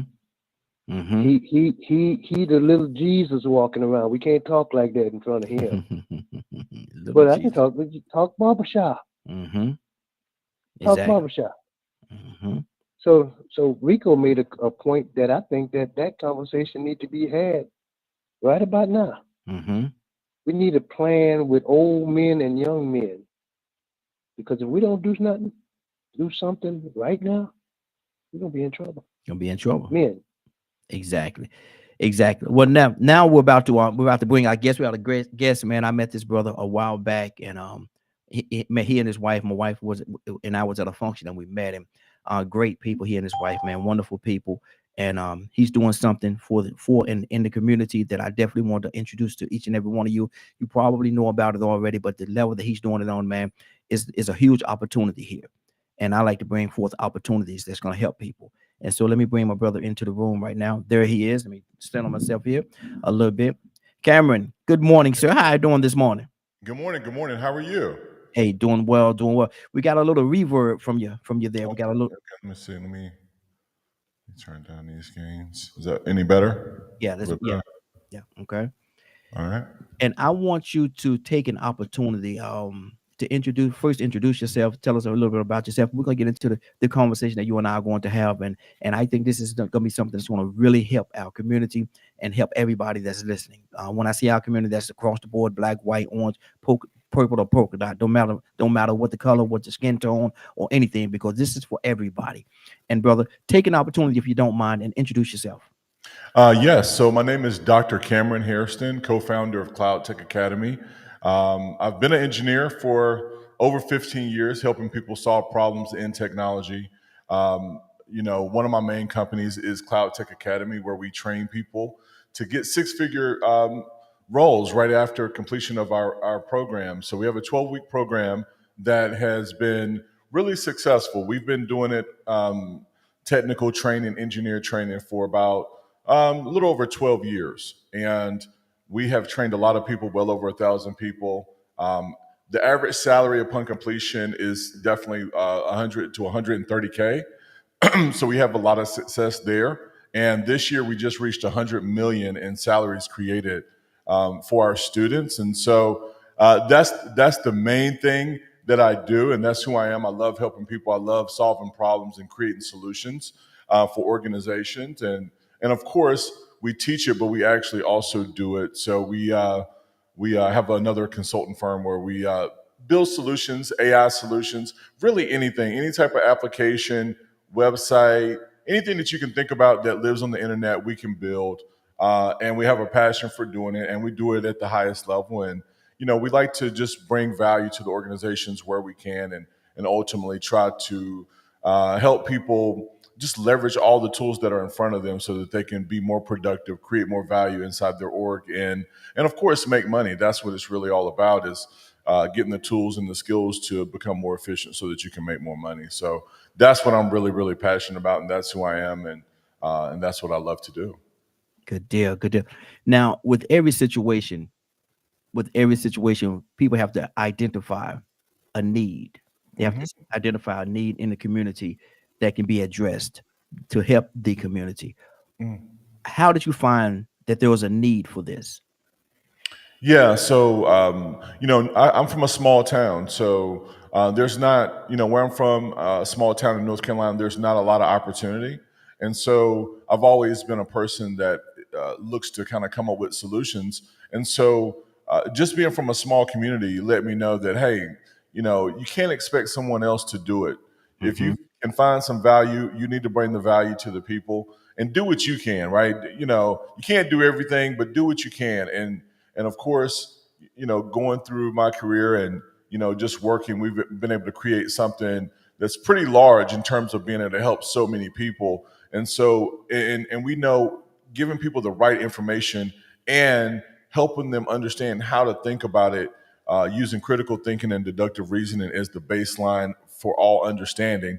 We've had a lot of success getting information in the community and them ultimately being able to leverage as we are an organization about results, not just a bunch of talk. Let me ask you this: in every organization, everything that comes about, there are certain success stories, and there are some that means a lot more to the individual that actually are bringing forth the program as you all are doing. Has there ever been and I'm going to say it in this way, a wad of clay that came to you that people probably didn't think was going to make it, and you shaped and formed it into a successful situation, and that person or that individual went out there and got that six-figure job that a lot of people probably had given up on? Have you had that happen to you as of yet? Oh, hundreds. Wow. Hundreds. I have more stories than I can remember at this point. We've trained thousands of people. So that's the thing, right?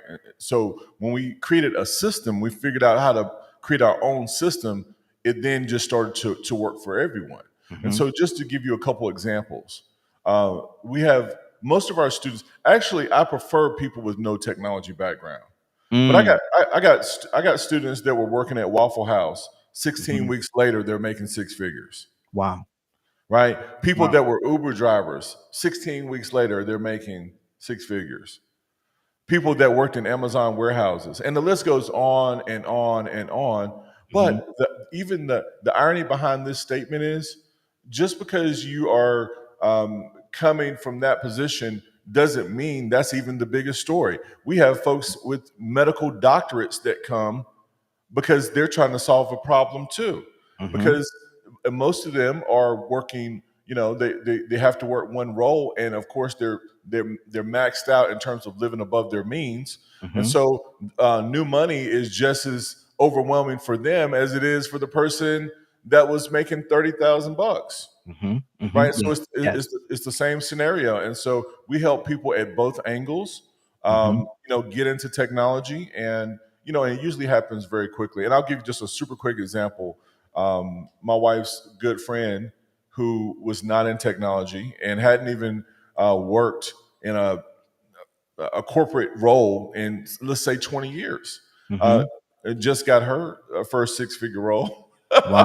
Wow. Yeah. So it's really, I have more jobs, more opportunity than people, and we're working hard to train as many people, but the jobs are there, and we don't have enough people involved getting the actual jobs. So it's wild. Now you said there's a lot of jobs out there, and you have a lot of different jobs. So basically, what I'm hearing you say, and correct me if I'm wrong, that there's a job placement element involved in what you're doing as well. Oh, so what's crazy is when you this is a conversation I love to have, because it's about having a high value skill, right? I don't even have to place you, even though I do have a staffing company, right? I don't have to place you. Once your resume goes out and they see your skill set, they're going to call you. They're going to call you, and then from there, you're going to implement what we taught you, how to communicate effectively at every single level to be able to land the job. And we're there along the way. We're there in support of our students. So when you leave our program, you're still family. You don't get disconnected, right? We have a community. And the idea is that if everyone does what they need to do, they're into a job. 90% of our students get jobs within 90 days, by the way. Wow. If they're actively doing everything that they're supposed to do and executing at a high level, they'll have a job within 90 days. That's the data, right? That we've seen over the last 6-7 years. And we want that to continue, but it really just starts with the mind and getting people locked in. And people have to understand that they can do this. They think that tech is something that they can't do. Another crazy story, We had a lady who is, was in her early 60s at the time that she took the class, and she couldn't even turn on the computer. Wow. I mean, she barely could use the computer, right? Because she was working as a receptionist in a warehouse for like 30 years. And the only reason she came is because her godson went through our program. He was a police officer. He got his multiple six figures. So she decided to do it. Now she's like 66 and she's making like $350K. Wow. And she just texted me the other day, like, oh yeah, I'm going to Africa, Cam. See you later. And she'll get there. So it's amazing, what happens when people execute on information that has high value. And that's what we want to make clear for everybody. The people that graduate from your program, I could tell that that there's a passion that you have for this. Are they in a roundabout way like your children? They are my children. And it's I don't have any biological children, but I would say, even when it comes to my own family, I've had over 20 cousins come through my own program. These are my younger cousins, right? In their 20s and 30s, and now you talk about, let's say if it's 20 of them all together, at one point they might have been making 600,000. Now we're talking about 6-7 million. Wow. In the family, in salaries. And so these are things that we want every family to experience in that way. How does it feel, brother, knowing that you've actually shown a people a different walk on life, because they was in Waffle House or working in a lower paying job, and then you let them go through this program. They went through this program, succeeded the program, and now they're looking at life so much different. The opportunities, so many more opportunities are there for them that they have access to now because they have the finances to do it. How does that feel? Unbelievable. Sometimes when you're actually working on it, you don't really think about the actual impact. And it's a very humbling thing because we know it's God. We know that we're a tool, right? And we operate in that, right? And so, of course, it has its challenges. We're forcing people, we're challenging people to be uncomfortable, to get out of their comfort zone, to do something they've never done before. And so they're dealing with a lot of fear, right? And what I'm asking them to believe in is my track record, right? And the data that supports that track record. And, when you go out and look at the actual information, we have a very, very high success rate. And so I'm like, hey, just relax, trust the process, trust the blueprint. And so it's really getting them to buy into the trust. And I'll say this, all the ones that truly buy in, they get the most money because you have to believe in you have to believe in something. Yeah. Right. And if you're going to make some decisions on education, so if I'm a new person and I want to get into technology, I can go a lot of places to get the information. And by the way, I tell everyone, everything that I teach is actually free information. What you actually have to pay for is how to leverage the information. Yeah. Right. That's what you're really paying for, because there's if you go down this pathway, it can be overwhelming. Right. And people give information out of context, whereas we give it in the proper context in a way that they can ultimately understand, mainly because we're actually engineers. We're not just course creators. We build it, and we have to explain this inside of organizations when we implement these solutions to have effective adoption of software that we implement inside of organizations. So we've done this for a very long time, and that has helped us translate that style, that information to the student so they understand, here's the real process. Here's what the company actually cares about. They don't care about how you feel. You gotta make them, you gotta give them what they want. And that's what we teach people, right? What was the road to success like for you to get to the point where you all are now, and you're helping so many people? What was that road like for you? Because I know it could not have been an easy road to travel. No, it wasn't. It wasn't an easy road, but it was a blessed one. I would say that, you know, let me just be super clear. The reason this works and the reason we're so passionate is because I am the first student. Mm-hmm. My wife gave me this information. Mm-hmm. And I don't want to, we could talk about this all day and night, but she actually was the key, right, to the success of to everyone in our that has been through our program, mainly because she gave me the tools to go out and be effective myself. And then once I got into the game and understood what it was, I just took it to another level. Then we formed a company. And so people are just literally following my own blueprint that works. Excuse me. And we want to, and we've honed in every single year. Matter of fact, every 6 months, the programs change to make sure we're agile and focused on the things that matter inside of organizations right now. And so it's been a challenging path because we always have to change. We can never stay the same. So Yes.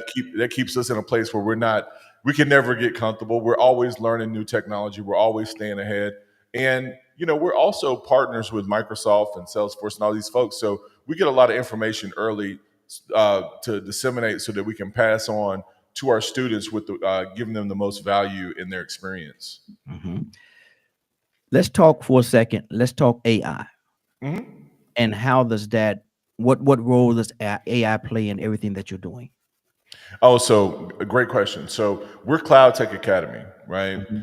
And a lot of people, AI is crazy right now. I've been working on AI since about 2016. So Mm-hmm. it's not necessarily a new thing for me, but it's new for a lot of people because it's public facing. There's applications you can use, Chat, Gemini, all these great tools, right, that are super duper effective.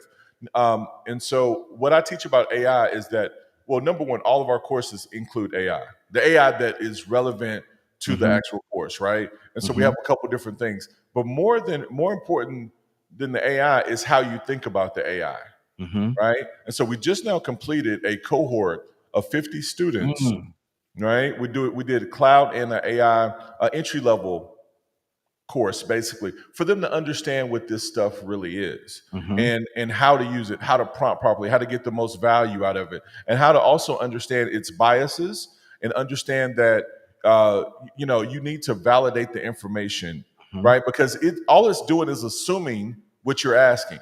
It doesn't guarantee that you're going to get the truth. And so we like to make sure that people understand when they're using this for real business needs or they're using it to make decisions, make sure you get scholarship, make sure you get multiple sources, validate the information before you go and use it in a real application to protect yourself.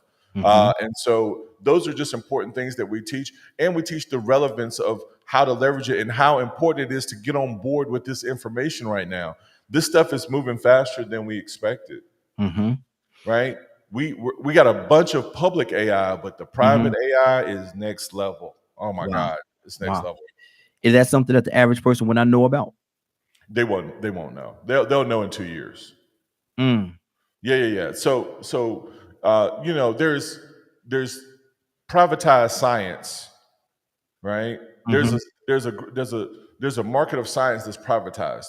And the only way you get access to this is if you get called in on a project, and you're like, oh, I didn't know that really existed.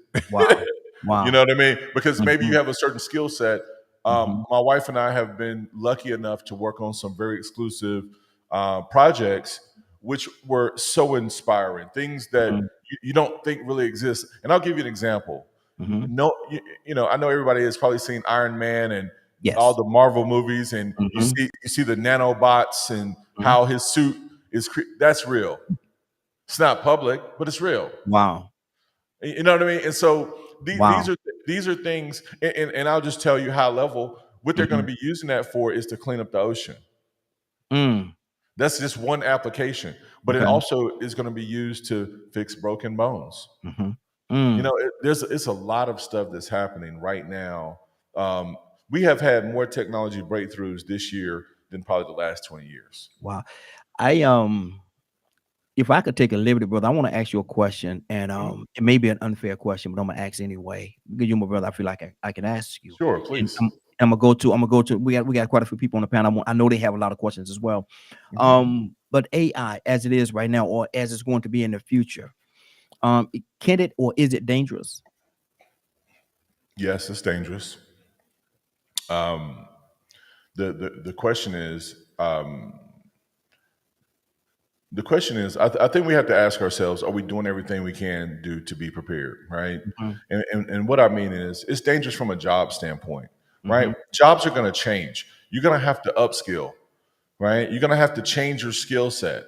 Now, there are going to be some things that still last for the, I think we're going to still need plumbers. We're going to need, we're going to need all the hands-on guys, right? Mhm. Honestly, everything is high tech right now. But as an investor, I am looking at, I buy businesses is another thing that I do. So I buy, sell businesses, and uh, and I would definitely encourage any and everybody to, if you don't want to go high tech, then Mhm. simply go buy a plumbing company, go get into HVAC.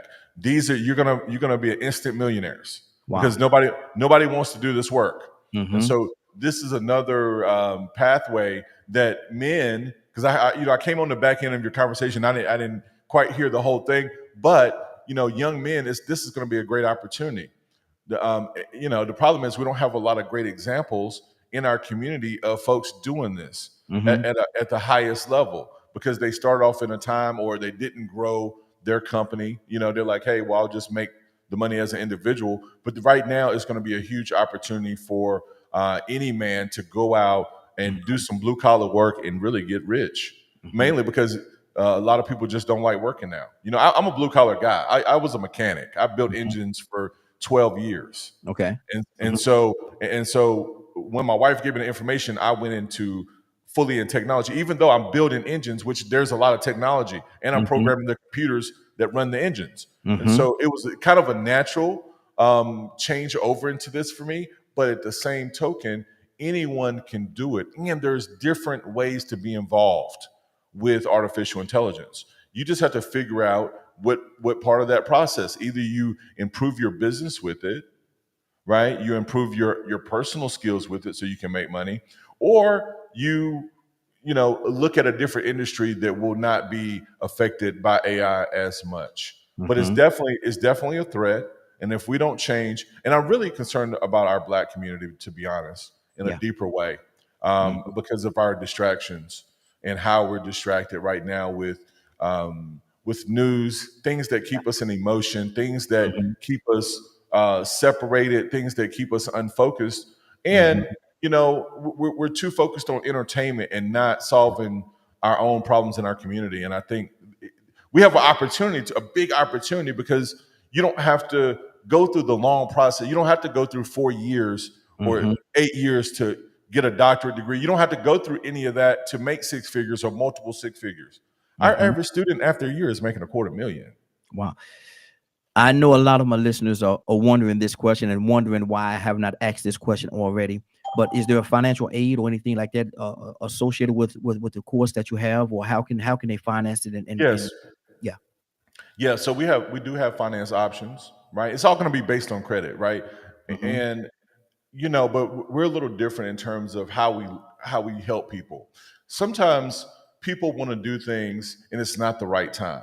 Mhm. So when we do our assessment, sometimes it's, hey, I want to do it now, but the reality is you'll be in a better place if you get your credit score up 75 points. Mhm. This is how you do it. Maybe Yeah. you need to just go ahead and pay down your credit card. You got a $4,000 you owe extra for. Get this down, lower your usage. You can get whatever loan you want. Some Yeah. people get stuck and they just keep on going deeper in debt, and they don't take the time to halt it, fix it, and Mhm. then put themselves in a position to win. What I do is encourage everybody to get themselves in position to win, Yes. right? Yes. Because I Mhm. talk to hundreds and hundreds of people, and you'll be surprised how many people know about the opportunity, and they come to get information and they want to do it, but they haven't even looked at their credit, Mhm. Mhm. right? I now and I'll tell you this. Early on, I even did some of the financing myself, and Mhm. it almost killed me. You know what I mean? Like it Mm. wasn't sustainable. Yeah. You know what I mean? So Mhm. from a business perspective, but I can It tell didn't you, make sense. hey, it didn't make Mhm. sense, right? Yeah. And so we tell people there's many different strategies to actually get the money, but also what you have to understand is everybody that I talk to, everybody that's listening, if you needed to get the money, you would get it. Yeah. Yeah. What I mean is, if you have a kid and they needed $50,000 next week, you would figure out a way to get it. Yeah. Yeah. Exactly. You know what I mean? If it was like so your life is just as important, right? You're at a pivotal moment where you can elevate yourself. You have to look at yourself as a priority. A lot of times we don't. And we don't understand if we solve us, because we're looking outward instead of inward. But if we solve our own problems, everything else gets solved around us. So if you want more income, solve everything inside, put more inside. You know what I mean? The more knowledge, the more wisdom that goes inside, the outside is just going to be a reflection of what's in the inside, because all you're doing is manifesting what's inside. Absolutely. Are you open for questions? Yes, absolutely. Okay, good deal. Let me start off on Rico. Rico, you there? Rico, are you there? Yeah, I still just want to know how much. Yeah, I'm right here. You have a question and or concern? I still just want to know how much the total price is. Somebody might want to come out of pocket. Oh yeah, it's $25,000. It's actually $24,500 to be exact. 2,500 or 25,000? No, $25,000. 25,000. Yeah. Okay.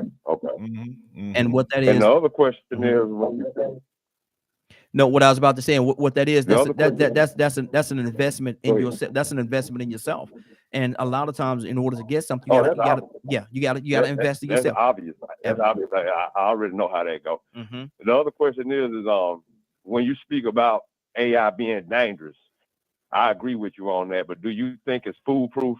You know, some people keep thinking that, or they putting the narrative out there that it can become uncontrollable. When I really do think that man actually still has a overall kill switch since we created it.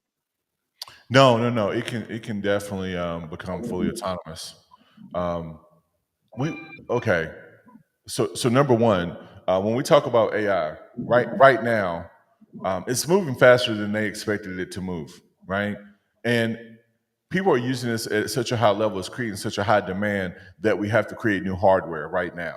And so in doing that, right now, all AIs are tested against each other on a regular basis, right? And about 8 to 10% of the time, they're going rogue, basically, right? They're protecting themselves. If you're trying to command them to cut themselves off or delete a certain amount of data, whatever the case may be, they're going to revolt. They're like, no, we're not doing that. So this happens 10% of the time right now, and we're not even at the most powerful state of the scenario. What's going to happen is in the next less than 2 years, AI will be fully agentic. And what that means is right now we're using agents to solve problems, right? So one of my companies, we sell AI solutions. We sell AI solutions to all types of companies, big and small. And these are just solving problems. Like, for instance, if you need a sales team, I can build you a sales team that'll go out and make the calls. Boom, right? You don't even have to make the calls. You just meet up on the appointment. So that's one of the solutions I use. But what's going to happen is in the next, I would say max 3 years, what's going to happen is you're going to simply be able to talk to the AI. It's going to learn every single pattern. You're going to train it once, and it's going to go execute everything that you do. Right now, there's some new agentic browsers, which is kind of a light version, which means like whatever task you're doing on your job, you do it one time, and it's going to remember it, and it's going to go execute it every single day like you're working. Right? Wow. It's going to do everything you know, and then and then after a while, you know, even if it doesn't do it perfectly, it's going to learn, and then it's going to close the gap. But in the future, you're going to say, okay, I want to set up a company that's going to make you know, $5 million you know, a year, and I want you to go set it up and get it rolling and do the marketing, everything, and here's $20,000 to get started. And then it's going to go do it, and money's going to start coming in the next day. Wow. You know what I mean? Like this is where we're going. But if we're not connected to the information, we go into the soup line. You know what I mean? Like we're not going to be a part of that because we're not connecting to the information. And I think one of the battles is, especially for our folks over 50, is that we're not connecting with new information on a regular basis. In terms of what I'm seeing, right? We're like, hey, no, this is who I am. I'm not changing, whatever, right? Been this But way for a long time. I'm staying this way. Yeah. Right. But I know for a fact you have to change. And I know it's possible because my mom actually took my class at 57. Wow. Right? She took my class at 57. Now she's richer than she's ever been. And she's 65. Wow. So Wow. because now it's a mindset. It's a mindset change. Like, hey, you can change. And she's always been young at heart, so I'm not surprised that she's like this, because she's always had that energy to always keep learning. But it's like, you still, when if you close yourself off from learning new information, you're really just hurting yourself, right? And we also want to create new communities of people that have not decided yet to come and get the information that they need to be successful. And maybe we should do a program together. That's what I think. Absolutely. And one of the things I tell people all the time, if you got $100 bill in your hand and you walk around with that $100 bill clasped in your hand all the time, and you can walk in a room with people that want to give you millions of dollars, but because of the fact that you would not open up that hand, you cannot receive it. Bro, reciprocity is key. You gotta let it flow, bro. Yes, sir. No, but and a lot of people don't understand that. I mean, depending on your background, your belief system, no matter what, I think people generally believe that, in sowing and reaping, you know what I mean? Or reaping and sowing. Yeah. Right. Whatever you put in, you kind of get out. Like, I think that's a natural thing. I think that just means balance in most ways. And it's described in many different ways, but it's just balance.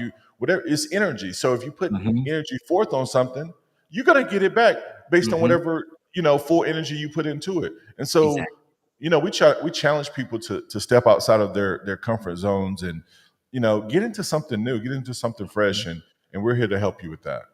Absolutely. If people wanted to get in contact with you or get some more information, we're going to continue the conversation, but how could they reach out to you?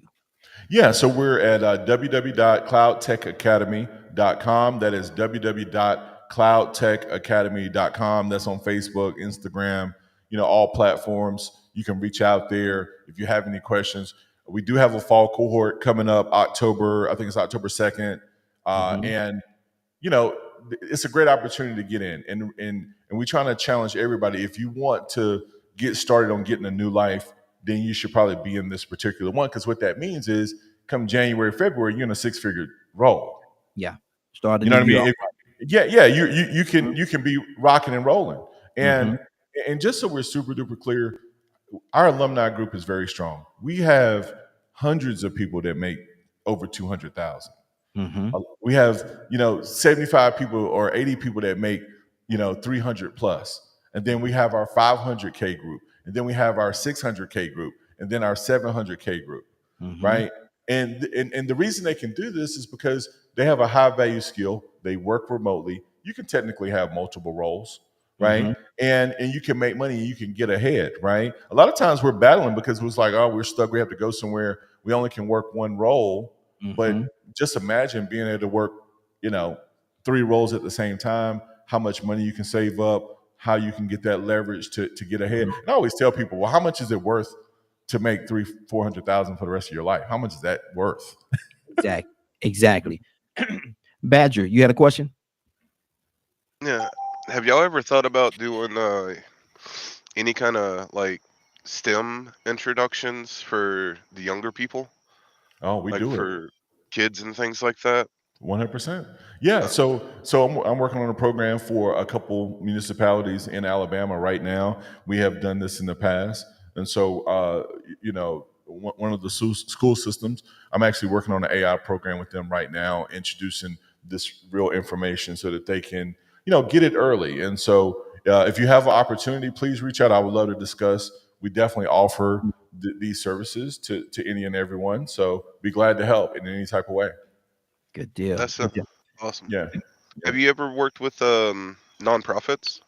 Yeah, absolutely. Yeah. So I actually have a big nonprofit, the Power Technology Foundation. So we do partnerships, we do programs, we do just all type of scenarios with different nonprofits, different, we have tons of different scenarios we work with through the foundation. Okay. Good And deal. I can get a hold of you through the website, right? Absolutely. Yeah. It's Power of Technology, powertech.org. Oh, I already found you. Okay. Okay. He's on it already. Cassandra, good morning, Cassandra. How you doing this morning? Good morning. Have any questions and or concerns? I was pretty much where Badger was, because my organization works with a lot of, single moms, people in domestic violence, that type of thing. And the program sounds amazing, and a lot of these young women would be definitely open, to learning. But if you're a single mom, $25,000, whoa, you know what I'm saying? Because they're living basically paycheck to paycheck right now. So, is there anything available to Scholarships and scholarships or Yeah. So yes, the answer is yes, right? So we have different scenarios that happen. So through our nonprofit, we actually gave out I think 50,000 scholarships last year, or I think it was last year. And so as this money becomes available, we actually give out these scholarships. And so we work with larger organizations. We're always looking to partner to help get additional funding for the actual training. Now on the nonprofit side, we do have just now we just finished the program 2 weeks ago, and we gave out 500,000 in scholarships. Wow. Right. So each one being worth about 10K, and the goal is to show the tools so that they can begin to go leverage it. Now our engineering program, it's always going to be that, because this is directly connected to you making money, right? It's not like a hope thing, right? You're gonna finish and you're gonna be ready to rock and roll, But it doesn't mean that we won't have anything new happening, because it's really based on the funding that we get in. Of course, we have a lot of volunteers that give donations, and of course, for the Power Technology Foundation, we're accepting all donations humbly. We need all the help we can get to help as many people as possible, and so we work with single moms. If you look on our thepoweroftech.org, you'll see very clearly that we've had a single mom scholarship, and we're very passionate about that. But guess what? Please reach out. Maybe we can create some new value. Absolutely. I want that would be wonderful. Thank you. Okay. Thank you. I want to talk to you about some kind of a partnership where we could do something to DKM and get people involved in it as well. That's one of the things that, like I said, with what you are doing, I would love to provide this for some of the listeners that we have, and make sure that they come in and be able to come in and take full advantage of the opportunity, because opportunities are there. And I don't want finances to stop them, because finances have stopped so many people from doing so many different things. This is something right here that and like, if I'm gonna say it like this: if a person wanted to go to the Beyonce concert and those tickets like $2,500, whatever it is, like you said earlier, they're gonna find a way to come up with that money if they want to go. If they want to go, they're gonna find a way to do it. And so this is something that's going to change their lives and their lives of their family and the community as a whole. And they're going to be a successful individual that can actually go out there and do some things in the community, because they now have the finances to do it because of this opportunity. And the thing is, unfortunately, we built a really strong business, and I would say mainly with the word of mouth, right? Because there's been so many success stories. Unfortunately, that's a double-edged sword. No, we do advertise and stuff like that, but a lot of times, a lot of people stay in fear, because it's like, well, if I don't know anybody who, if I don't know anybody who went through the program, then I don't know if I can do it. Right. And that's a battle for a lot of people. And, the idea is that, no, you can do it. When you see opportunity, you should move forward. You should at least get the information about it, because you don't know who's ready to bless you if you don't even show up for the opportunity. You know what I mean? And kind of lay it out and say, hey, is there a way I can get the proper help? So I encourage people to reach out and let's have a conversation so we can dig into whatever issue it is. A lot of times, the issue is not as big as they think it is. It's just Exactly. that if you have never learned how to solve problems, then that's the problem, right? Mhm. You never had adversity. You never got comfortable solving problems. And this is why we're really big on critical thinking and deductive reasoning. So I do have a new series that will be coming in the next couple months called Critical AF. Mhm. And it's really about critical thinking and deductive reasoning, Mhm. right? Because once you master that, you realize that you can solve any problem that's in front of you, Mhm. money or otherwise, right? We have the internet, right? If you can reach AI, you can simply ask it, what is the 5 easiest ways to make $5,000 a month? Mhm. Mhm. It's going to tell you. Yeah. Yeah. And a lot of the ways it's going to do it is simply going to tell you some things that, and you can say, and how can I do it if I have very little money? Mhm. Right? Now it's going to give you the answer, but now are you going to go do it and actually Yes. execute it? Exactly. Right? The Exactly. execution is Mhm. the real key. And I'll give you an example how this happened and how it manifested in this last AI class. Now, this is informational only. In the actual Mhm. class, we're going through it.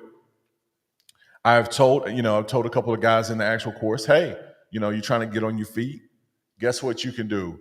You can simply go to Facebook Marketplace. You can set up an ad for hauling trash, dumping trash, right? Mhm. And this doesn't cost you anything, right? If Mhm. they book you, you get a deposit. You go to U-Haul, you rent you the van, you rent you the truck, you go to Lowe's, rent you a van or truck, rent it, go make you $800, Mhm. right? You ain't even put no money into it. Yep. And Yep. then one of the ladies in the class, her brother just made $1 million in Ohio doing this, and Mm. we've never even had this conversation, Mhm. right? Wow. And so there's opportunities, but the opportunities only exist if you go do something, Yep. if you go actually execute it. Like if nobody's wanting to do the man work, Mhm. and you go do the man work, it's going to make room for you. Yep. You know what I mean? But we Exactly. kind of got a little soft behind these computers, Mm. Just a little, Yes, just, Lord. Yes, you know what I mean? Lord. I'm a little Mhm. different. I'm a roughneck. You know what I mean? I'm a blue collar guy. I was building engines. You know what I mean? On the side, Mhm. whatever, on the side of the road, like you probably see me on 285 back in the Yeah. early 2000s. You know what I mean? Exactly. Exactly. Fixing something. Mhm. I tell people all the time, God will provide for the bird in the tree, but He's not going to drop it in the nest. That Whew. bird got to get out of the nest and go get it. But He's going to Absolutely. provide for. He's going to provide. Let's do a recap because there's quite a few people that actually just came in as well. So reintroduce yourself and tell them exactly what it is that you do, sir. And we're going to continue the conversation. Yeah, Dr. Cameron Harrison, co-founder of Cloud Tech Academy. We also have the solution side of the company, Astra Agency, which is coming online very, very soon. We love to help people solve problems with technology, get them into six-figure roles. We also build any type of application, custom software for organizations. So we're here to help solve any technology problems. Good deal. Christopher, I see that you're back, brother. You have a question and or concern? Frank, coming to you next. Christopher, are you there? I'm here, Raheem. Very. Okay. You have any questions and or concerns, sir? No, I'm good. Yeah, just listening. Okay. Okay. Frank Logan, are you there? Absolutely. Okay. Good morning, sir. How are you doing this morning? And I'm doing well. How's everybody there? Hey, doing well. Doing well. Thanks for asking. You have any questions and or concern? Oh, absolutely. Definitely not any concerns. Mhm. I'm just excited, to hear the brother and what he's offering the people. And I hope people are taking advantage of this. And, the one thing that I want to offer is that, it's almost like we need a mental health arm to this, because there's so many people that are just so beat down. One of the challenges when you have nothing is to be able to dream. Mm. So it's a wonderful vision, but there's so many people that are broken that really feel like I'm never going to accomplish anything. So it's almost like and we have an echo, but I'm gonna fight through this right here. It's almost like the Salvation Army. When it got started, the people would go out and they would prepare the community for salvation that was coming. And they would be there for months, maybe a year, and they would, pray and intercede and prepare those people to receive the blessing. And it's almost like we need to go out and restore these people so they can even take advantage of programs like this. Yeah. Get them up, get them active, wash them up and encourage them, speak positive things into their lives so they can even see this as a possibility. That's good. That's good. That's great. Listen, Dr. Cameron, what do you say to that? Man, he's 100% correct. This is that would ultimately change everything. I would say on this journey, probably even more than the engineer, we are therapists in a lot of ways, because we've seen every single issue, we've dealt with every single issue, and we understand it's a real battle. And we've tried to come up with solutions, and it's worked. We've solved a lot of problems, but we definitely need more help when it comes to getting people to a place mentally that they can grow from, because people are in bad shape. And unfortunately, the scary part is it's only going to get worse because we're disconnected. Technology has disconnected us in a huge way, and it's unfortunate because a lot of times these new generations, they don't even know how to interact with people. They don't even know. And so if you don't know how to interact with people, these kids, they don't even know how to. And they don't have the ability to communicate what's actually going on with them because they're not communicating on a regular basis. And nobody, and it's kind of like if you're out of sight, out of mind, it's kind of the scenario. And so we're dealing with a whole lot of battles. We need help, we need support, we need more programs that support mental health and help people focus. And sometimes people don't even know what they're dealing with. They don't even know what it's called, because we're so used to just dealing with stuff in our community. Hey, yeah, it makes you tough. You know what I mean? Just deal with it. Everybody doesn't have the same capacity. Exactly.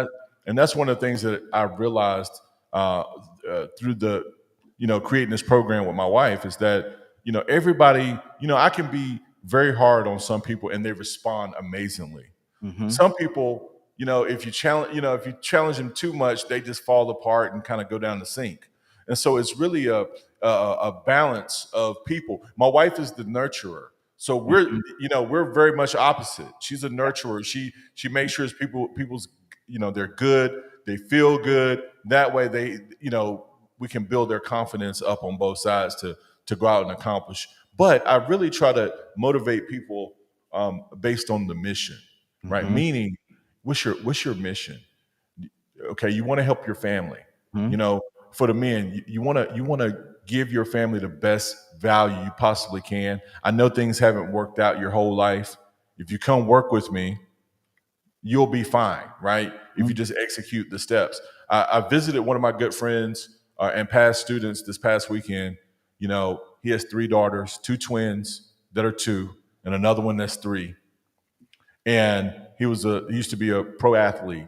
And to see him in his brand new house, super nice house. Yeah. You know what I mean? Him and his wife, they both came through the program. Wow. Right. And he tells this story, about when I was first talking to him. He's 6'8". I'm 6'6". He's 6'8". He's bigger than me. He went to school with my little brother, college. But I'm like, brother, you're too big to be broke. I mean, he was chasing jobs in the NBA, but to work on the actual team. And I'm like, listen, bro, come on over. And now he makes well over $500,000. His wife makes 6 figures, but they get to be at home with their daughters, raising their daughters, in peace, right? And when I see other people that are coming from some real tough scenarios do the same thing, this man has seen the world and he ended up in the same place, right? Because it's all about information. And then there's people who've never left their state, that never had the experiences, never really had the support, and they're able to make it through if they can fight and they can find a deeper purpose. Usually, we can find an alignment. Is what I'm ultimately trying to say. So I work hard to try to find alignment. What motivates you? It's very hard if nothing motivates you. Yeah. Right. Yeah. Because you kind of have to dig in. You got to find something you love and something you really want to work for ultimately. Now, is some of the opportunities work from home opportunities, or do you have to go to a brick and mortar? 80% is work from home. 85% probably. Wow. Yeah. So I would say 95% of my students work at home. So basically, that gives them the freedom. If they wanted to travel, they're not locked down to one particular place. They can, if it's work from home, they can work from anywhere they go. Yeah, man. Listen. One of the cool things about having a high value skill in technology is that you have that autonomy. For years and years and years, I traveled the world, worked jobs. We could be in France, we could be wherever doing this work and not missing a beat. And that's the real beauty about it. And guess what? We got students that work in France and live here. Wow. We got students that work in Italy and live here, work in the Philippines. They got jobs in these other countries. Right, but they live here. So the opportunities, these are global opportunities, and just so people understand, I teach people how to be cloud engineers. Right, you cannot have AI without the cloud. AI lives on the cloud. Yeah. Right. So people think that they're different, but the reality is the cloud is the infrastructure that the AI lives on. Right, and as long as that's the case, the cloud engineer, the cloud administrator is going to be in high demand. Because all we're doing is building new data centers. They're going to build, because of AI, we're going to have to build like 20 new data centers. Each company is going to need to build about 20 more data centers. So we're talking about opportunities, and just to kind of give you guys an idea of the scale, a nuclear plant is 1 megawatt. Like a regular nuclear plant is putting off 1 megawatt of energy. These new data centers are going to require 10 megawatts of energy. Wow. Now for the people like myself that don't know what you're talking about, explain that to me. Okay, so to run cities, right? When you drive past the transformers, and it has like a whole big, you see the power grid. You look in there, it's got all the transformers, all of this stuff, right? And so these are just big transformers, right? So each city might have one. And so they're producing electricity, right? And, one city might require 1 megawatt for every household to have. Wow. Okay. You know what I mean? And don't quote me on that. Like it might be 2 megawatts that support a city or 3, but the whole idea is that the data centers are going to take way more power. They're going to need it because of the compute strength that is needed to run AI at this huge scale that's happening. Because remember, we're building thousands and thousands of applications that people are using now to make life easier, which is creating astronomical amounts of data. This data has to be stored, it has to be calculated, it has to be computed. And so you're going to see tons and tons of data centers. So if you want to make money, become an electrician. They need it. They're going to need it for the data centers. You can make, you'll be a millionaire next year if you start it now. Like if you could get in, or 2 years, it's so crazy. They're going to need to build this stuff. Also, that's plumbing, right? So all the blue collar work is going to be in super high demand. We're about to go really crazy. I believe a whole nother AI industrial revolution is about to happen, right? We're using the applications, but now we got to build more infrastructure. Yeah. How important is that satellite? The satellite is huge because the satellite systems. I would think about the satellite systems kind of like a network, if you will, right? Yes. Just like your Wi-Fi network at home, right? It's a mesh network. It connects. It makes connections. This is what we see Elon doing, right? With his satellite system, right? So he has Starlink, and basically he has satellites in the air, right? And you can be remote anywhere, and you can use Starlink. You can connect to the satellite, and of course that because it connects to other satellites, you can connect those dots. And that's one of the huge things that's happening. So satellites are going to be key. We're gonna see crazy technology in maps. Like nothing is going to be a secret anymore. The new Google Maps is going to be crazy because they, right now they might let's say they have 10 layers of data on the Earth structure. Now it's going to be like 200. Ooh. So the data that's coming out right now, we're going to be able to build applications against because they have open connections to this data. And so now we're going to be solving so many global problems, and we're going to be able to really look at, where we grow food, how we grow food, how we do it more efficiently.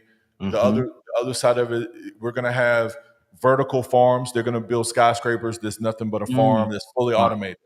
Wow, that's good. To grow food faster, right? So that those things exist now, but there's a company that does it right now, and it looks like just a warehouse, and all it does is move plants around all day. And so these things are happening, but these things are going to be happening at scale because they're going to be like, look, we don't have any workers that want to work in the field, want to go out here and do this work anymore. So we're going to have computers do it. We're going to have, we got artificial light. We're going to bring it in. We're going to pipe it in. And now these are new businesses. It is coming online fast. Wow. So we got to change. Exactly. Toussaint, you have any questions and or concern, brother? Toussaint, you there? Yeah, well, I got I'm here. I got a concern. Okay. We see a lot of young people going in a direction that's not good. It's just not good. And they're not only not interested in technology, they're not interested, period. So what I'm getting at is there some kind of thought to mentoring, grabbing hold to I know you got a scholarship program, and I don't know if the scholarship program is geared to somebody that's already doing something. But what about somebody like, for instance, Cassandra? I'm gonna try to shorten this up. Talking about somebody that the mama's struggling, the dad is not there, the kids going in the wrong direction, they ain't got nothing. So they need some help. They need a scholarship. Is there any thought of that? And then the other question is, what effects is, let me see what it is. It's called Chat GPT. Are you familiar with that? Yes, I'm familiar. Yes, sir. I'm having a hard time hearing you. That's why I'm. He was asking what is one of the questions he asked is what is the effects of Chat GPT? Oh yeah. Say it again now. Is that okay? So ChatGPT is just really just it's becoming more of a search engine. Well, but the major effects is it's literally going to cause us to think less, right? And so now we're going into it. So just imagine if you never did really think that much. You're going to think less because you're going to feel like you're getting the right answer. This is going to create a real problem with learning because now we're not even using critical thinking now. And so we're going to use it less with AI, right? And that's the real challenge is now that you have a tool where you can get, you feel like you're getting most of the answers, and you're getting most of the answers correct. And, but if you don't know how to even ask it the right question, then that's a whole nother problem because a lot of times people are just searching like, hey, yeah, what's the recipe to cook this souffle? What's the recipe for this? Or how many people here? Or they're trying to challenge somebody like finding Michael Jordan stats or like doing, they're just using it for random things that may or may not bring value to their life. And so a part of what we do is challenge them to ask the right questions, right? Now, there's going to be a group of people that are always going to be in a tough situation. across the board, right? There's always going to be somebody that ultimately needs help. There's always going to be the single moms. There's always going to be the single fathers, bad relationships, and I think that's where we have to actually do the work, right? Because what's really happening is, our society is promoting an agenda that doesn't support family. Mm-hmm. Yep. Right. It's supporting everything besides family, which is ultimately making us weaker. Right.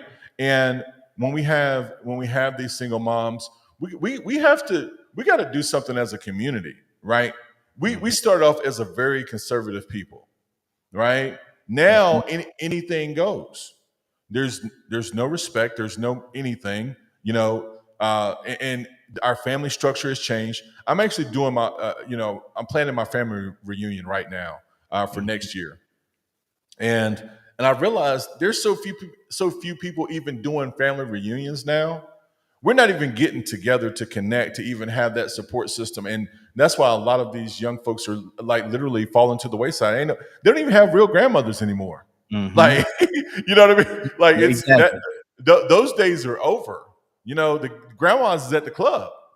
And so we have to find some sort of balance to install some of these best practices, community, family, because obviously we cannot be responsible for every single person. And because all it is, we can't be responsible for everybody's bad decision, really, at the end of the day, right? And we have to create a process of accountability, I believe, to curb some of those issues so that we can have a better launch point, right? Exactly. So I don't know. So how do you think we could do that? I think that's an open conversation. I think that's a real battle that we got to deal with, and we got to come up with some solutions. Mm-hmm. Tucson? Yeah, because what we have is we have a mentoring program, for instance, and we have some kids that are court appointed. Yes, they don't have no choice; they got to. So we've gotten together to push them in the right direction. right. So if there's something like this that's profitable for their future, the only problem that I see is they don't have no money. They got, and I say this, and I'm going to try to be brief. When we walked into the young man's, he's 16 years old. We walked in his house. His mom's in a situation. She got 2 other children, and he's sitting on the sofa. We kind of try to bless him, and he got a hoodie over his head in the house. He don't talk to nobody. He's shut down. But he needs this help. He needs something. Yeah. That will change his life. He got a thought. And then here's the other kicker part. He ain't been to school in 2 years, but he's still passing. Passing what? He do online courses. He says, "Oh no, we finally got him to open up." He said, "No, I make my grades. I can show you that. I got a bad attitude. I got an anger problem." And I'm not trying to throw you out there to try to say help. But I'm saying, is there something for people in conditions of hopelessness? Yeah, sure. I think there's a lot. Okay, go ahead. I'm sorry. Go ahead. No, you're good. I'm sorry. Yeah, I think there's a lot of options, right? Number one, it has to start locally, wherever the situation is.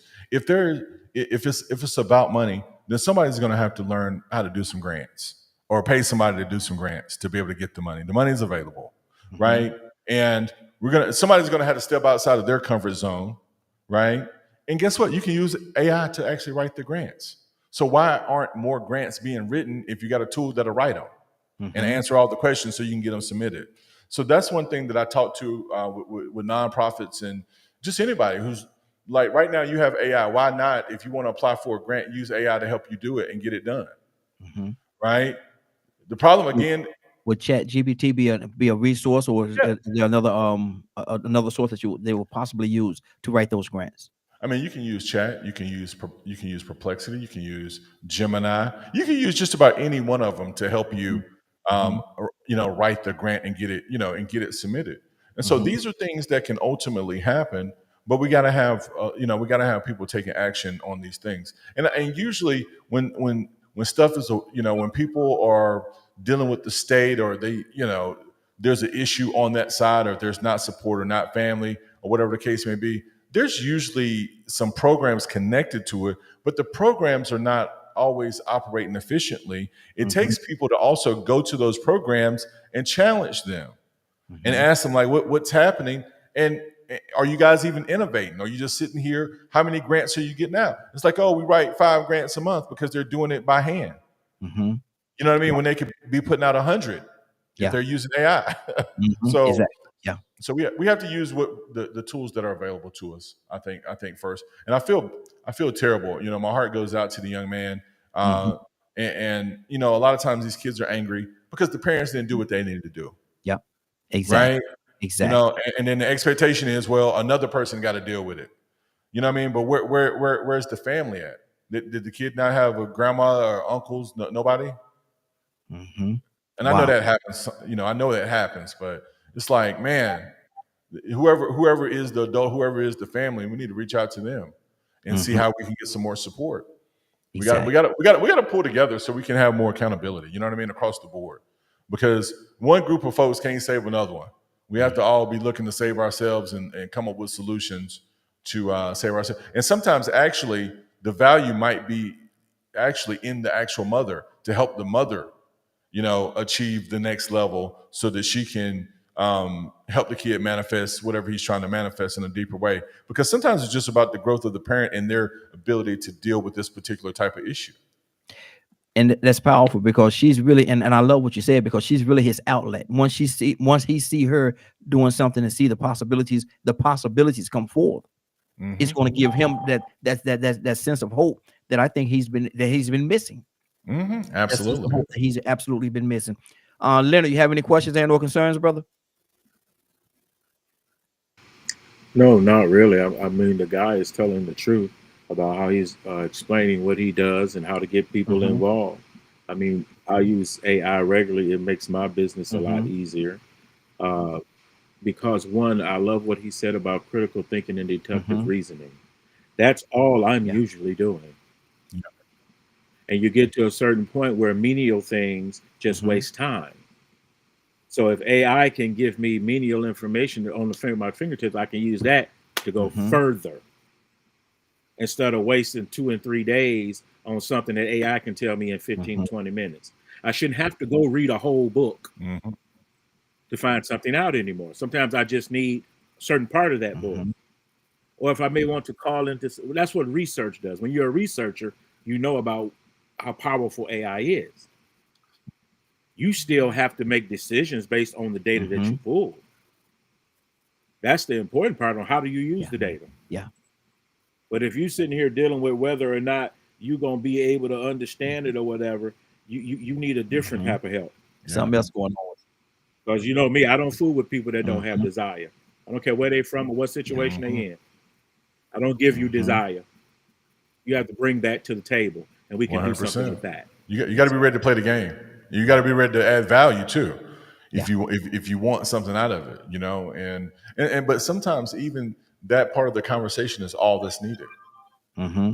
Because sometimes it's really about, hey, I never even thought about it like that. Nobody said it to me like that. So I think there's a lot we can do, but we also have to have a different level of self-accountability and come up with some solutions around that. And I think as we move forward and we work together, we'll definitely do some things that can impact our community and make some improvements in the actual process, for sure. Exactly. Now, how have it changed personally? How have it changed you? Because I see you say you used to be you used to turn them tools. Yeah. You used to turn them tools. Yes, sir. And now you're at a place where, I don't think you got any dirt on your hands at all now. So hey, listen. So ask the question one more time. I'm sorry. What was the? How did this whole process change you? Oh man, so it changed me in a lot of ways. Mhm.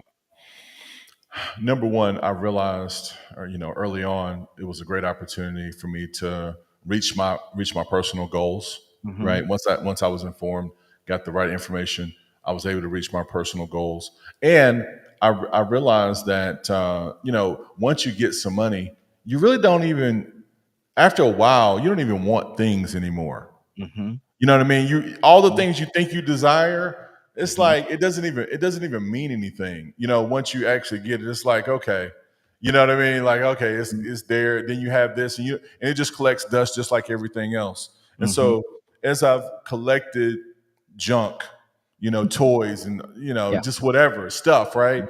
You realize, like, man, less is more. Mhm. I've learned that I care more about peace Mm. than anything. I care Mhm. all about peace. If Mhm. I do my best to stay in the most peaceful state I can be in.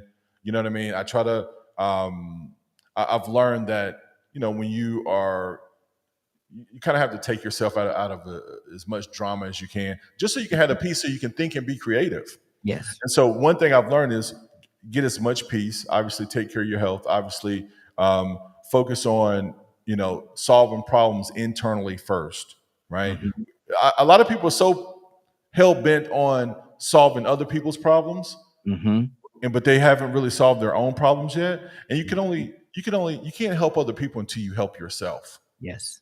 Right. So I always talk about an analogy where get on the mountain and throw the rope down. Don't Mhm. try to pull people up while you're climbing, Yeah. because you won't get to the top. But Mhm. if you get to a peak, drop the rope down, because you have Mhm. leverage to Yeah. pull people back up, right? What do they tell you on a plane if there's an issue? They say that with your air mask. What do they tell you to do first? Cover your face first. Cover yours first. They say Hmm. cover your face first. And when it pops down, cover yours first, then help somebody else. Hmm. And Because so go ahead. no, and that's a battle, because Mhm. I've just seen so many people. It's like, well, I want to help these people, but you're not in the place where you can yet. But Mhm. that's also this goes into a deeper thing, right? Because a lot of times we see people go through things, and we're thinking in our heart we're supposed to be their God, Mhm. right? And we have to check our egos at the door, even with that. Hello. Even though when we think we're helping, Mhm. we're not designed to solve every problem. Yeah, we can become aware of problems, but we're not designed to solve every problem. So what I learned is I can't solve everybody's problem, Mhm. right? Because taking on that whole concept of believing you can will do nothing but make you sick, If you got right? 10, if you got 10 broke friends, the best way you could help them is not being the 11th. Exactly, 100%. Yeah. And so so trying to be in a place, and obviously learning to become more disciplined. Mhm. One of the things I challenge all my students to do, because a lot of them like, oh, I do real estate, I do a lot of other stuff too, right? Mhm. And they're all like, oh, I want to invest with you, I want to, because they see the record, I want to invest, and I'm like, well, how much money you got saved up? Mhm. You know what I mean? Yeah. There's a requirement. If you invest 50,000 with me, you better have 150,000 in cash, Mhm. and you're gonna have to show it. Mhm. You know what I mean? And if you want to invest 100 with me, then you're gonna have to have 200,000 in cash, Mhm. right? Because investments take time, but this is how you secure it. Things got to grow. You know what I mean? So I only work with people that are disciplined enough to make those sales. And so what I'm trying to say is the reason I've had we've had exponential growth is because of discipline. Mhm. And I didn't spend a penny for 10 years. Wow. You know what I mean? Even though I had it to spend, I Mhm. didn't spend it because I had bigger goals. I'm like, okay, I want to be in position where the money will work for me, Mhm. where we can leverage, where we can get assets, where we never even have to. I'm retired. I've retired 2 years ago. Mhm. My wife retired 8 years ago. Wow. I mean, obviously we're working in our businesses, but we don't go to anyone's job. And Yeah. so what I want people to know is the job is still just a tool. That's the Mhm. first level. A high paying job is the first level. Mhm. Then you once you master that, and then you uh, do the right thing by managing your money, right? Being a good steward of the money is what is the battle a lot of us are in. We're not good stewards. That's And where we so, fail. yeah, and that's where we fail. And one of the things I told myself is, I've been around people that have had money, that have done well in life, and I'm like, I'm not going back. So I'm not wasting any money. Yeah. You know what I mean? We live a great, healthy, good life, but it's really about efficiency. It's about being effective. And then of course, figuring out additional assets that will buy the toys, right? Not trading your money for toys, but creating solutions that make money, and then you buy the toys from there. Yeah. But a lot of times people just getting the money, they're getting their check from their job, then they're going to buy, whatever they're going to buy, cars, watches, whatever the case may be, because they want to feel good, because it makes them feel like they're better than they were. Exactly. So we're trying to inside a new mindset. Absolutely. Frank Logan, any questions and or concern? You can never have a concern about a conversation like this. I mean, it's nothing but. I do want to say this. The person that is struggling and the person that's downtrodden, send them to me. Because the thing that I love about where I was delivered from is that God gave me a memory. And I remember those people that let me sleep in their house, that encouraged me, that showed me a better way. And I love I wish we could spend just 2 hours on what it is that we're supposed to be doing with our money.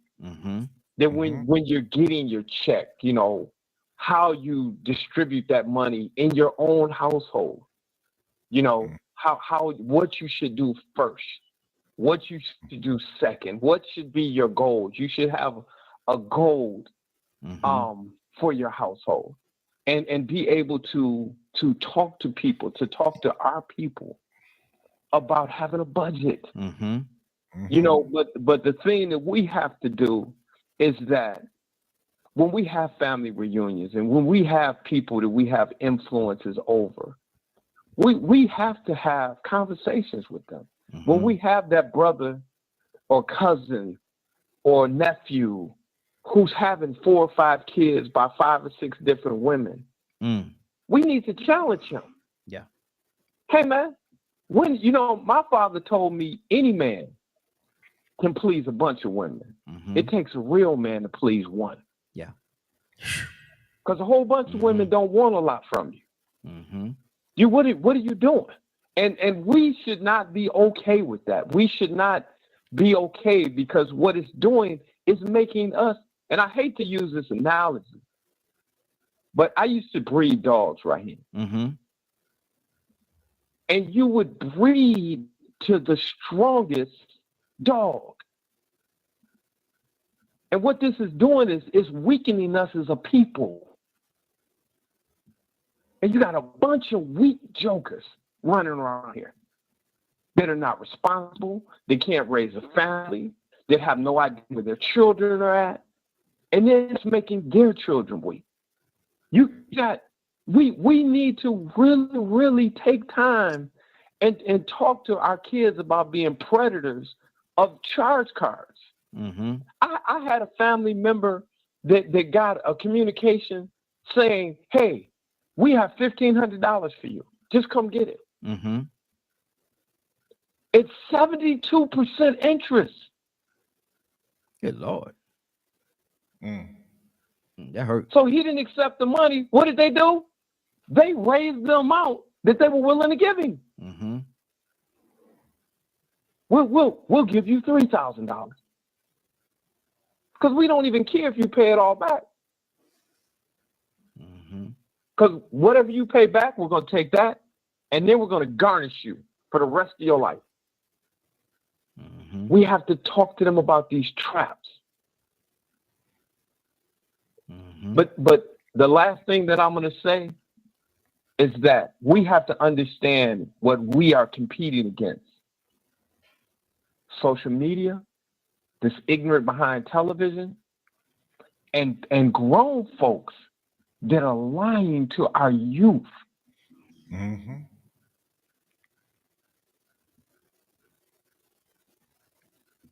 You stopped abruptly on ain't no use finish that, brother. You give me. I just have to say one more thing, and I got to shut myself up because I'll talk forever, Raheem, on this topic. Yes, sir. We owe our generation, our young people, more than what we're giving them. Mm-hmm. We owe each other. And that thing, man, that brother touched on some things. You read the book Rich Dad Poor Dad, mm-hmm. and it talks about what you do with money. Yeah. But then in scripture, it even tells you, and I lost my thought, but it is to the glory of God to conceal a thing. Mm-hmm. It is to the honor of kings to search it out. And when we have these search engines that will give us all the answers, you miss so much. Mm-hmm. You miss so much because when you go get it, when you have to go and look for it, you stumble across things that you weren't even looking for that are so valuable. Mm-hmm. Yep. The journey. Exactly. Well, I'm looking at the clock. We got 6 more minutes. I'm going to give the number one more time, 508-924-3521, 508-924-3521. We're actually having a wonderful conversation. Our brother is here with us today, and he's educating us on technology and the level of technology that he provides for you, and you could be a part of this as well. All you have to do is reach out to him. Watch this. Give me your contact information, brother. Yes, sir. So we're at www.cloudtechacademy.com. And I'll also go ahead and tell you our new cohort is coming up on October 6th. I think I said the 2nd before, but it is, in fact, October 6th is when the new classes start. Also, on September 8th, we're having an open house, right? Mm-hmm. So if you want to know more about it, right, you just can join that call. You can get connected right on our website, www.cloudtechacademy.com. Come to the open house. We're going to have students. We're going to have information about what we do. We'll be able to get a lot more in depth and just talk about, how we help people win and ultimately get to the next level. Absolutely. So, yeah, please join us. Absolutely. And again, this is DKM Media Group and Associates. We're here every day Monday. This is the Morning Glow. We're here every day Monday through Friday from 7 to 10 a.m. Continue to like, subscribe, share, and just be a part of what we're doing here. I think we bring some great information for you, and people that's been with us for a long time, you know what we do. This is the type of the level of information that we like to bring to the community. Never negative. Never negative. We want something that's going to build the community and make sure that it's something that's going to help you help each other and be a positive part of the community in which we live in. We have to live here together. We all have to be here together. Black, white, orange, polka dot, or little stripe, doesn't matter. If you're a part of the community, you're a part of us. Let's work together. Let's build. Cassandra, anything on your heart? No, it's been some really good information that the gentleman gave, and we appreciate it. Absolutely. Anybody have anything else before I turn the floor over to the Doc for him to do his closing? He got to close him. He gonna talk about 45 minutes, but we're gonna let him do it. We're gonna let him. No, I'm gonna keep it easy. There you go. Anybody got anything else they'd like to say before we get out of here? Can you give us that website again, please? Yes, it's www.cloudtechacademy.com. Let me see. Maybe I can put it in the chat. One more time. Yeah, put it in the chat. I put it on the screen. Absolutely. Okay. Yes, www.cloudtechacademy.com. Now, I thought you was gonna type it on there for me. See? No. I'm getting it right now. Okay, hold on now. Rico, any thoughts, brother? Nah, man, I ain't been listening for a second. I like what he was saying earlier. That's sound like a good investment for people that can afford it. Absolutely. Badger, talk to me, Badger. Question, animal concern, Badger? Badger? Did we lose Badger? We might have lost him. Leonard, talk to me, brother.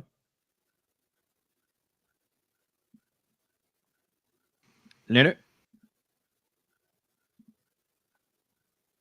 They must have. Y'all need to wake up and go. You be playing with that mute button, Raheem. Oh, that's what it is. Yeah. Okay. Talk to me. I'm 100%, for education. Like I say, it's an excellent opportunity. My brother does that type of work, and let me tell you, it's a Cinderella story. of people who just have a desire to change and to do something.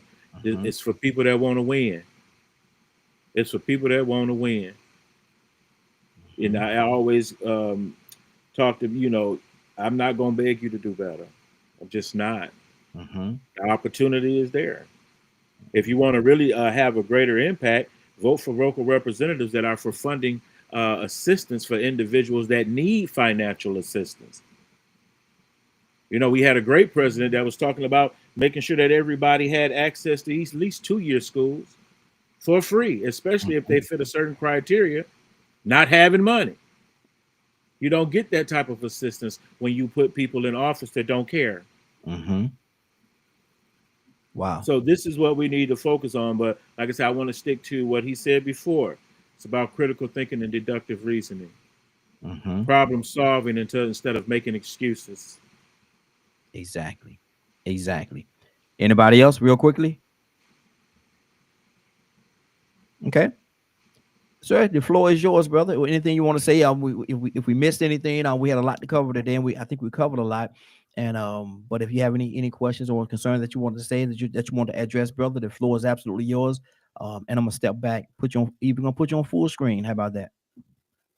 Well, first, I just want to say thank you for the opportunity to be here to have this conversation. I appreciate everybody here. It's been a wonderful experience.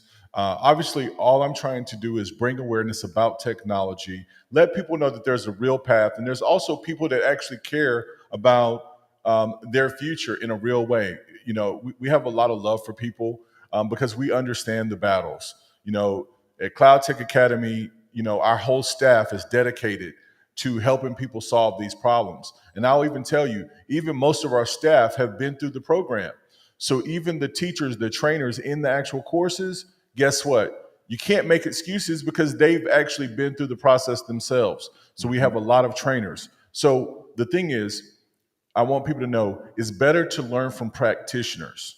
It's better to learn from practitioners, people that actually do the work. People that I have multiple contracts where we're actually doing the work.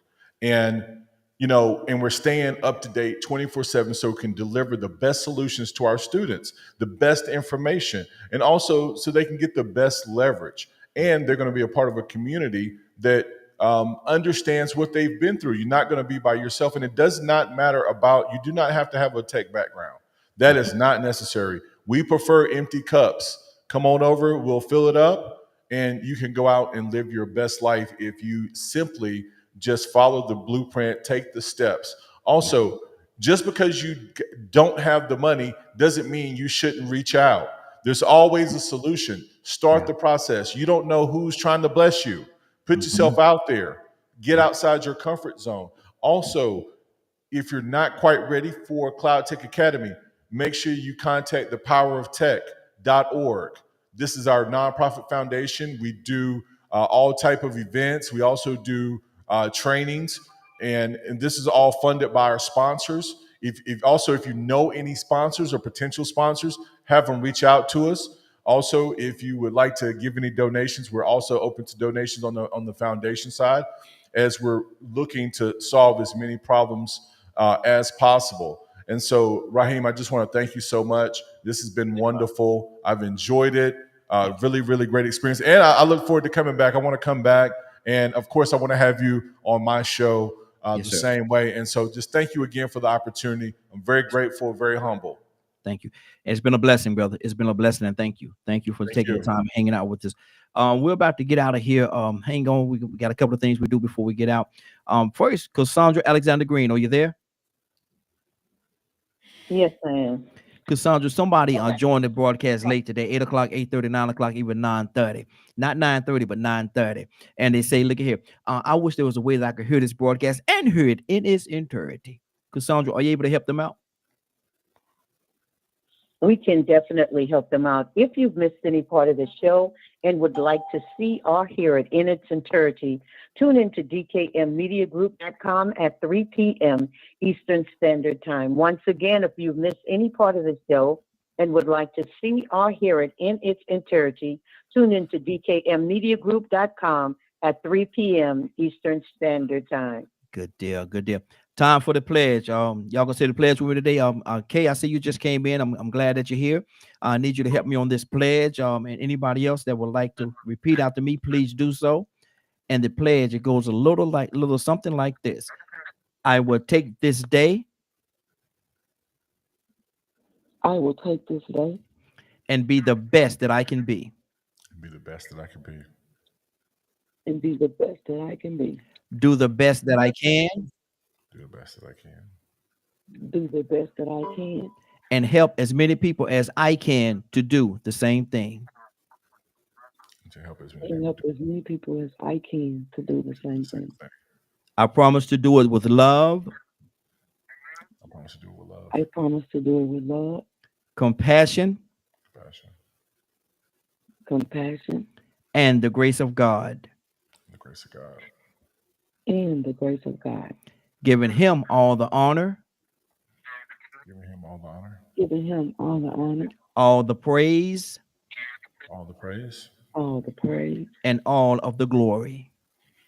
And all of the glory. And all of the glory. In the name of my Lord and Savior, Jesus Christ.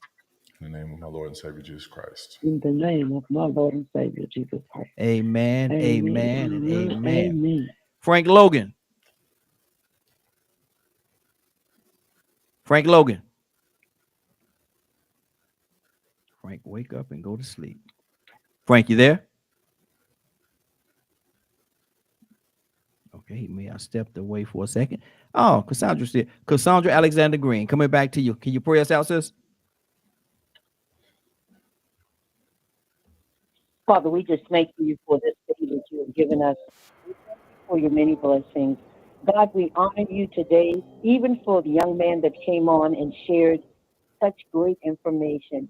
It is our desire, God, to please you and to bless your people. Now we ask you to bless everyone under the sound of my voice, every panel member, everyone in any country that is listening right now. We ask you to bless them. Help us to be better today than we were on yesterday. Help us to seek your wisdom, knowledge, and understanding that we may be better people for your people, God. These and all other blessings we ask and pray in the precious name of Jesus. Amen. Amen. Amen. Amen. Amen. Amen. Amen. Been a great broadcast. I want to thank everybody for joining us. More than that, I want to thank you for allowing DK, your media group and associates, and the Morning Glow for being a part of your day. It is now, 10:06. You're about to exit the Morning Glow. But before you go, I want you to do me two favors, if you will. One, I want you to continue to pray for us because we are certainly praying for each and every one of you. Number two, why this is real simple. I want you to go out there, find somebody and give them a hug because you never know. It could be the only hug that they get, or it could very well be their last. Love you, and ain't nothing you could do about it. Have a great day and a better tomorrow. That we shine some of this light on you from the Morning Glow. Take it out there into this wicked and cruel world that we live in and let your light so shine. If you get an opportunity, give somebody some love. You just might find some love in return. Won't that be a beautiful thing? Have a great day. Take care of each other. And please, please, please be blessed. Give somebody some love and truth. They would appreciate it, and I'm sure that you will as well. Talk to you tomorrow morning if God says the same. Have a great day, y'all. Love you. Be blessed. Thank you. Welcome to the stage where hearts unfold in the Morning Glow, stories untold. Let's play with words, a masterpiece of art where dialogues bloom, igniting every heart. Let's dive into the ocean of thoughts where waves of healing gently salt. Let's paint with words, a masterpiece of art where dialogues bloom, igniting every heart. Let's dive into the ocean of thoughts where waves of healing gently sought. Together we'll mend, stitch by stitch in the Morning Glow. Let's make the switch. A symphony of voices, harmonizing the air, echoing truth, banishing despair. Let's sow seeds of unity, watch them grow in this garden of hope under the Morning Glow. Let's bridge the gaps, erase the line in the tapestry of hearts that love shine. With every word, a step we take towards a brighter dawn for all our sake.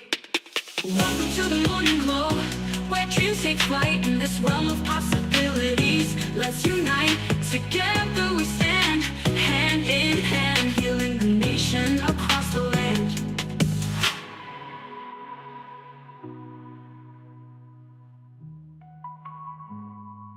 Let's dive into the ocean of thoughts, where waves of healing gently sought. Together we'll mend, stitch by stitch, in the morning glow, let's make the switch. Let's dive into the ocean of thoughts, where waves of healing gently sought. Together we'll mend, stitch by stitch, in the morning glow, let's make the switch. Let's symphony of voices harmonizing